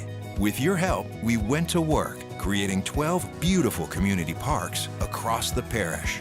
A family-sized water park, miles and miles of trails, and parks just for your dogs. There are more places to splash, to explore, to run wild, and even soar. You imagined, we delivered. Gold. Breck, your #1 park system in the nation. Electricity is all around us, and our families depend on it. Every day is sparked by the power of a cold drink or a warm meal, a movie night, and a comforting light at the end of a dark hallway. From sunrise to sunset, playtime to bedtime, our team is ready to take care of your electrical needs. Even in the case of an after-hours emergency, the light in your life shines brighter with Mr. Electric. Jerry and Benny Payne began Central Plumbing Company out of their driveway in Tanglewood subdivision. 50 years later and 4 generations down the road, we continue to serve Baton Rouge and the surrounding areas for all of their plumbing needs. Residential, commercial, industrial, or hospitality, Central Plumbing is here 24/7, 365. We want to thank our customers, family, and friends for 50 years of success. And looking forward to 50 more. Hey, it's Matt Moscona. For years, you've heard me tell you about Insurance Network of Louisiana, helping you find better coverage for less money. But it's not just for your home and auto. They also offer commercial property. So, retail stores, professional offices like doctors, dentists, attorneys, clothing boutiques. Insurance Network of Louisiana can find you better coverage for less money. They service the entire state of Louisiana, and they're local. So call today at 293-0450 or lainsurance.net.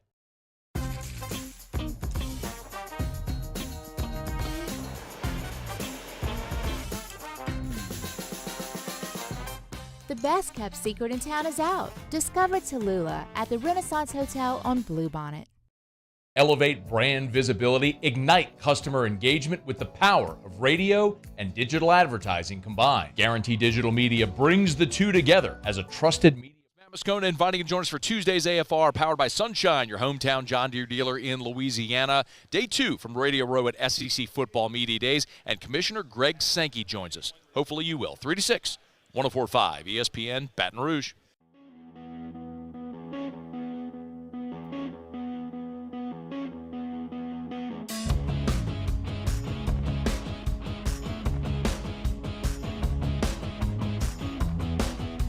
All-Star Toyota presents Off the Bench with Hester and T-Bob. ESPN Baton Rouge, New Orleans, Alexandria, and 1130 The Tiger. So, y'all, welcome back. OTB here at SEC Media Days. Watch this. I'm going to do a little AC Slater. Oh. What's up, guys? What's going on? Welcome back to the show. Just kind of showing them a little chill and casual, trying to attract the players a little bit, let them know, like, we like to just kind of like to hang here and off the bench a little bit. Don't know how I feel about it. Jake, how many hours did you grind of media yesterday? I did 9.5 hours on air.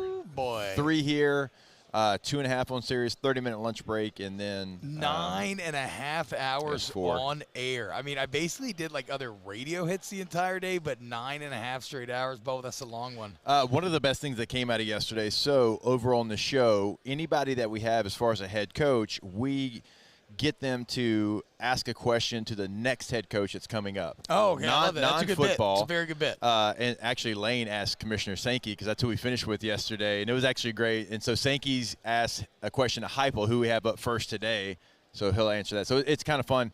But Clark Lee had Lane. He was asking Lane a question, and he said, I want to ask him. It's kind of football, but not. And Clark Lee is really smart, and so it's like he articulated it way better than I will. But you know, kind of like, how are you so free and chill and cool, knowing all the things that we have to do and how successful you are at doing those things? Like, how do you, you know, how do you just make Clark, it look so effortlessly? kind of asked the question that we all kind of want to ask. Yes. Oh, wow. And, dude, Lane actually gave a really good answer. He's like, look, there's times in my life that I thought I was ready. I was not ready.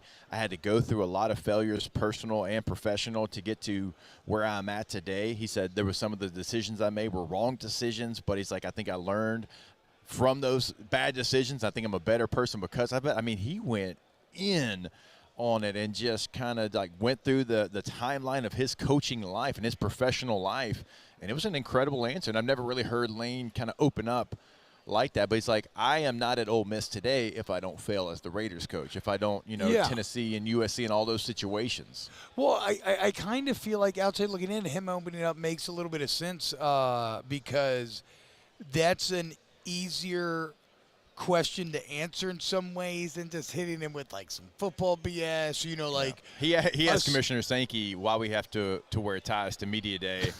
And he's like, because I don't have one on. You told us we didn't have to. Me and Leach tried to get together and not wear a tie. You didn't wear one last year, Commissioner. You got one on this year. What's up with that? Wow. Yeah, of course, Sankey crushed the answer. But well, yeah, I mean, you're not going to hit – you ain't going to hit Greg with a question that he's not going to crush.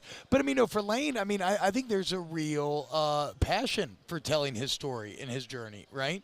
Because he has emerged in this kind of healthy place mentally, physically. He's found success again after so much failure.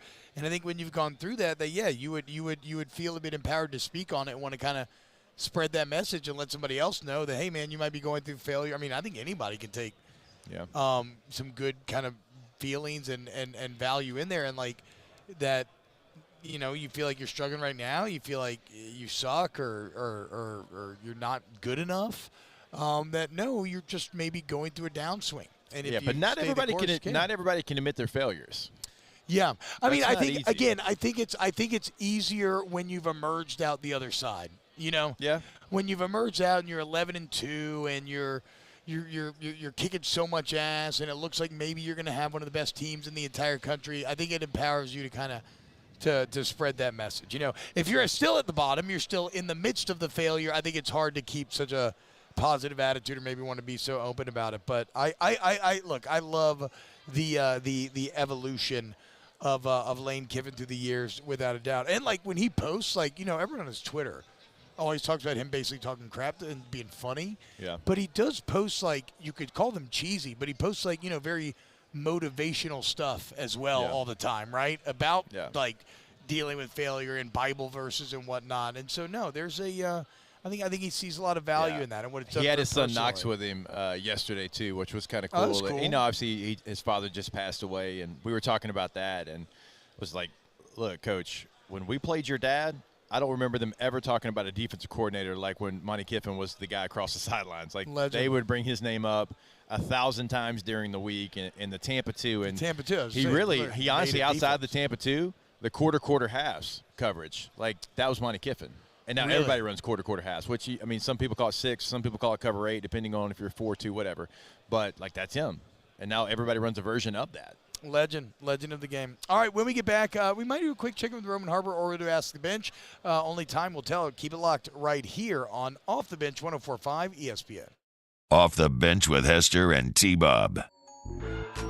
Go to Pinnacle Exterior Construction. That's Pinnacle Exterior Construction. PECbuilt.com is the website. And, the name kind of shows you what it does, right? If you need an outdoor kitchen, outdoor living space, if you want like pergola bulkhead, you need any size or type of fence, you want a pool, you want to put some turf in so you don't have to deal with grass anymore, or so you can make your kids drag parachutes and sleds and whatnot. It's all there at Pinnacle. And I really love pushing people to the website because the gallery is going to blow you away. Also, pool maintenance, okay? If you just want to get your pool ready to go for the summer or year-round, there you enter Pinnacle Exterior Construction, PECbuilt.com. Yeah, go to that website today, PECbuilt.com. If you're looking for that artificial turf, get a putting green in the backyard, maybe you want a workout space in the backyard, remember they can come out and do that as well. Any type of fence as well, they truly can do it all, PECbuilt.com.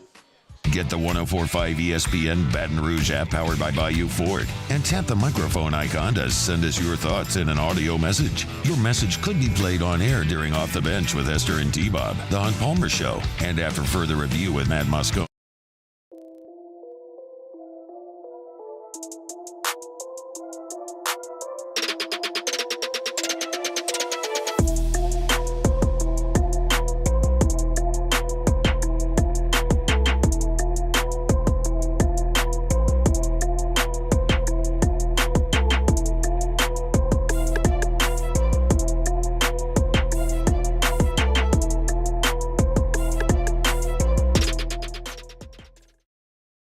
Érase una vez un Infinity, diseñado para despertar tu imaginación y desafiarte a soñar, con 3 lujosas filas de asientos. El totalmente nuevo Infinity QX80 de 3 filas. Farming is a way of life for us. It's not something we get up in the morning and dread going do. It's just something we go to bed at night looking forward to getting up to go do. John Deere equipment is what we as farmers strive to have. It's in your blood, it's in your veins. It's just a part of who you are. Green is what we want to be in. The other tractors were acquired to patch it up to get to where you want to be. Where we want to be is in John Deere. Flip the switch and learn more about what it means to be powered by sunshine at sunequip.com.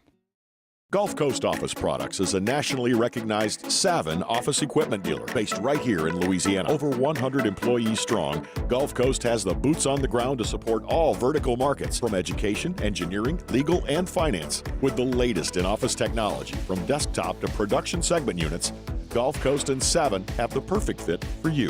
Call 225-756-2644. That's 756-2644 for Gulf Coast Office Products.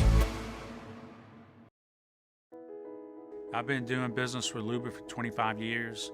They're dependable, trustworthy. It's just the attention to detail with our clients. Our folks have years and years of experience. They're highly trained professionals. But many companies have that asset. What I'd like to think makes Luba a bit different is that we use those talents in a way that truly is dedicated to serving the needs of the folks who depend on us. Breck teamed up to reimagine your parks, and you imagined big. With your help, we went to work, creating 12 beautiful community parks across the parish. A family-sized water park, miles and miles of trails, and parks just for your dogs. there are more places to splash, to explore, to run wild, and even soar. You imagined, we delivered. Gold. Brack, your #1 park system in the nation. At Relief Windows, we're more than windows. We're windows, doors, hardy plank, and vinyl siding. But our #1 product is always customer satisfaction. Visit us. Join me for a Tuesday edition of the Hunt Palmer Show presented by Pluckers, Preston, Guy, talking about the Tigers, SEC Media Days, Georgia, Tennessee, Oklahoma, and Missouri, plus the MLB Draft wraps up. Hunt Palmer Show 1 to 3 weekdays, 104.5 ESPN, Baton Rouge.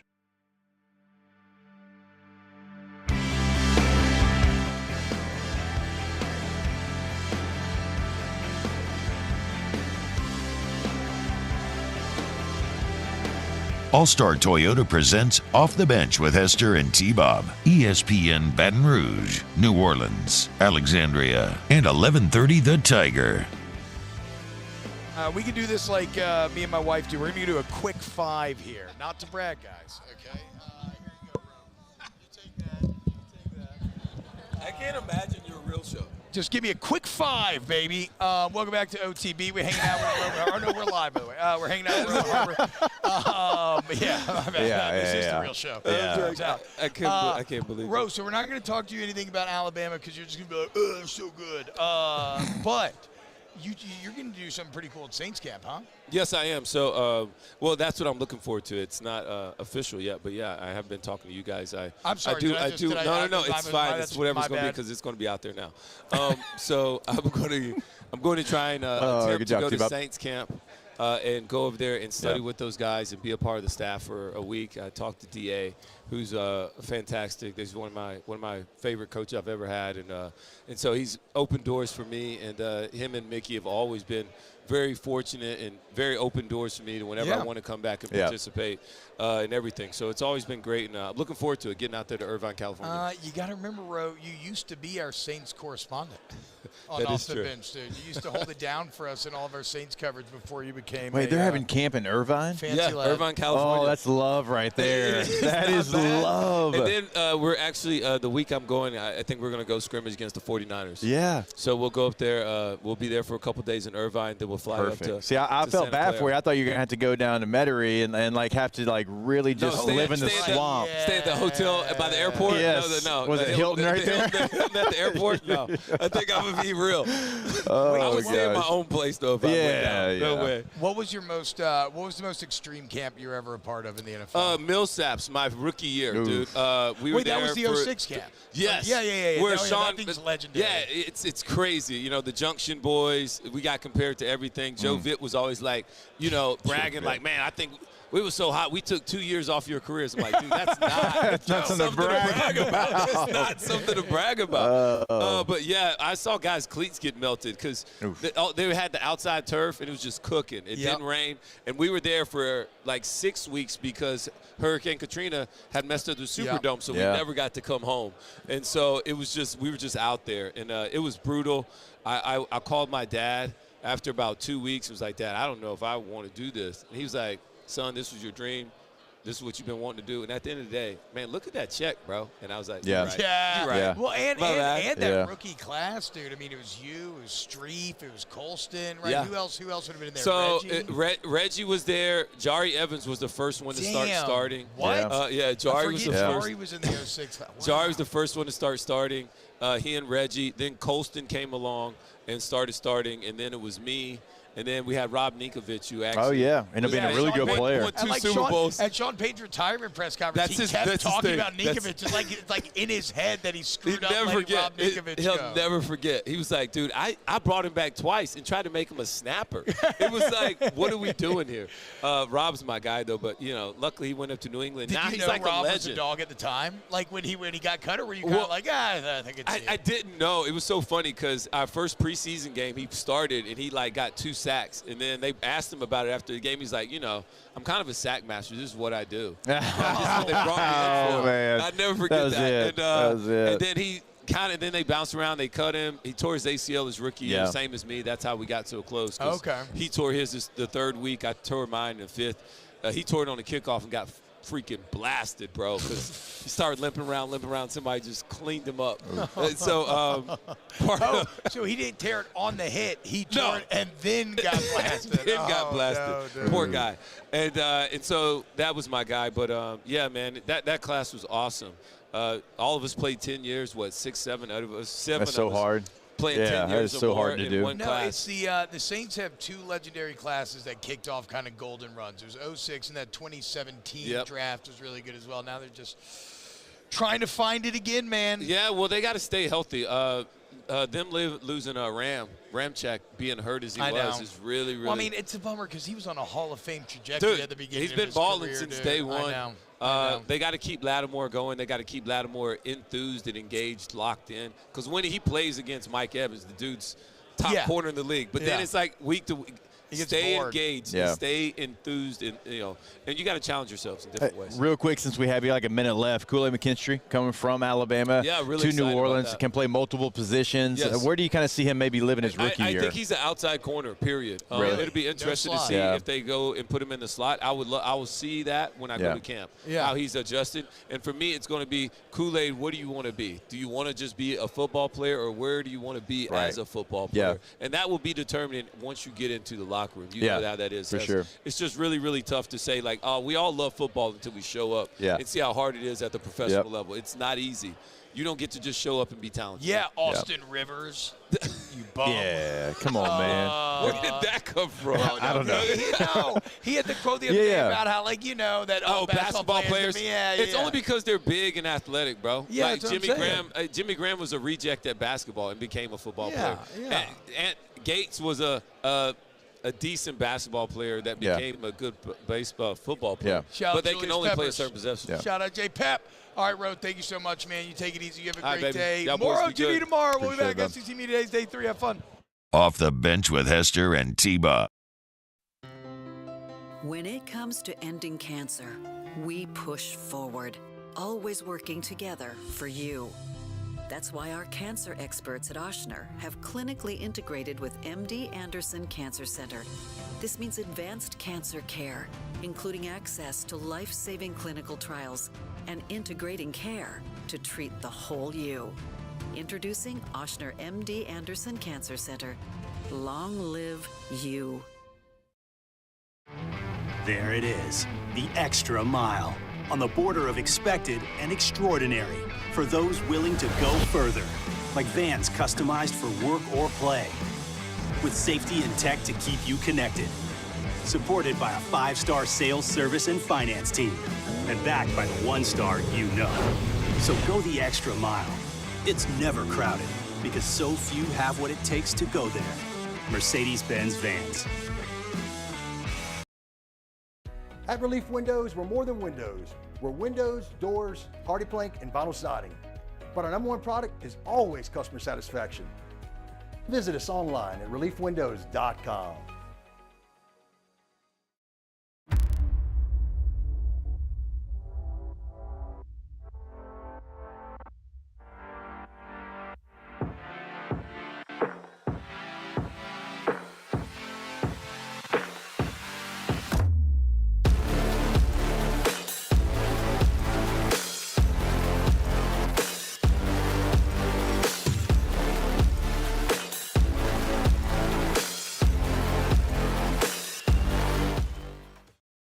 Electricity is all around us, and our families depend on it. Every day is sparked by the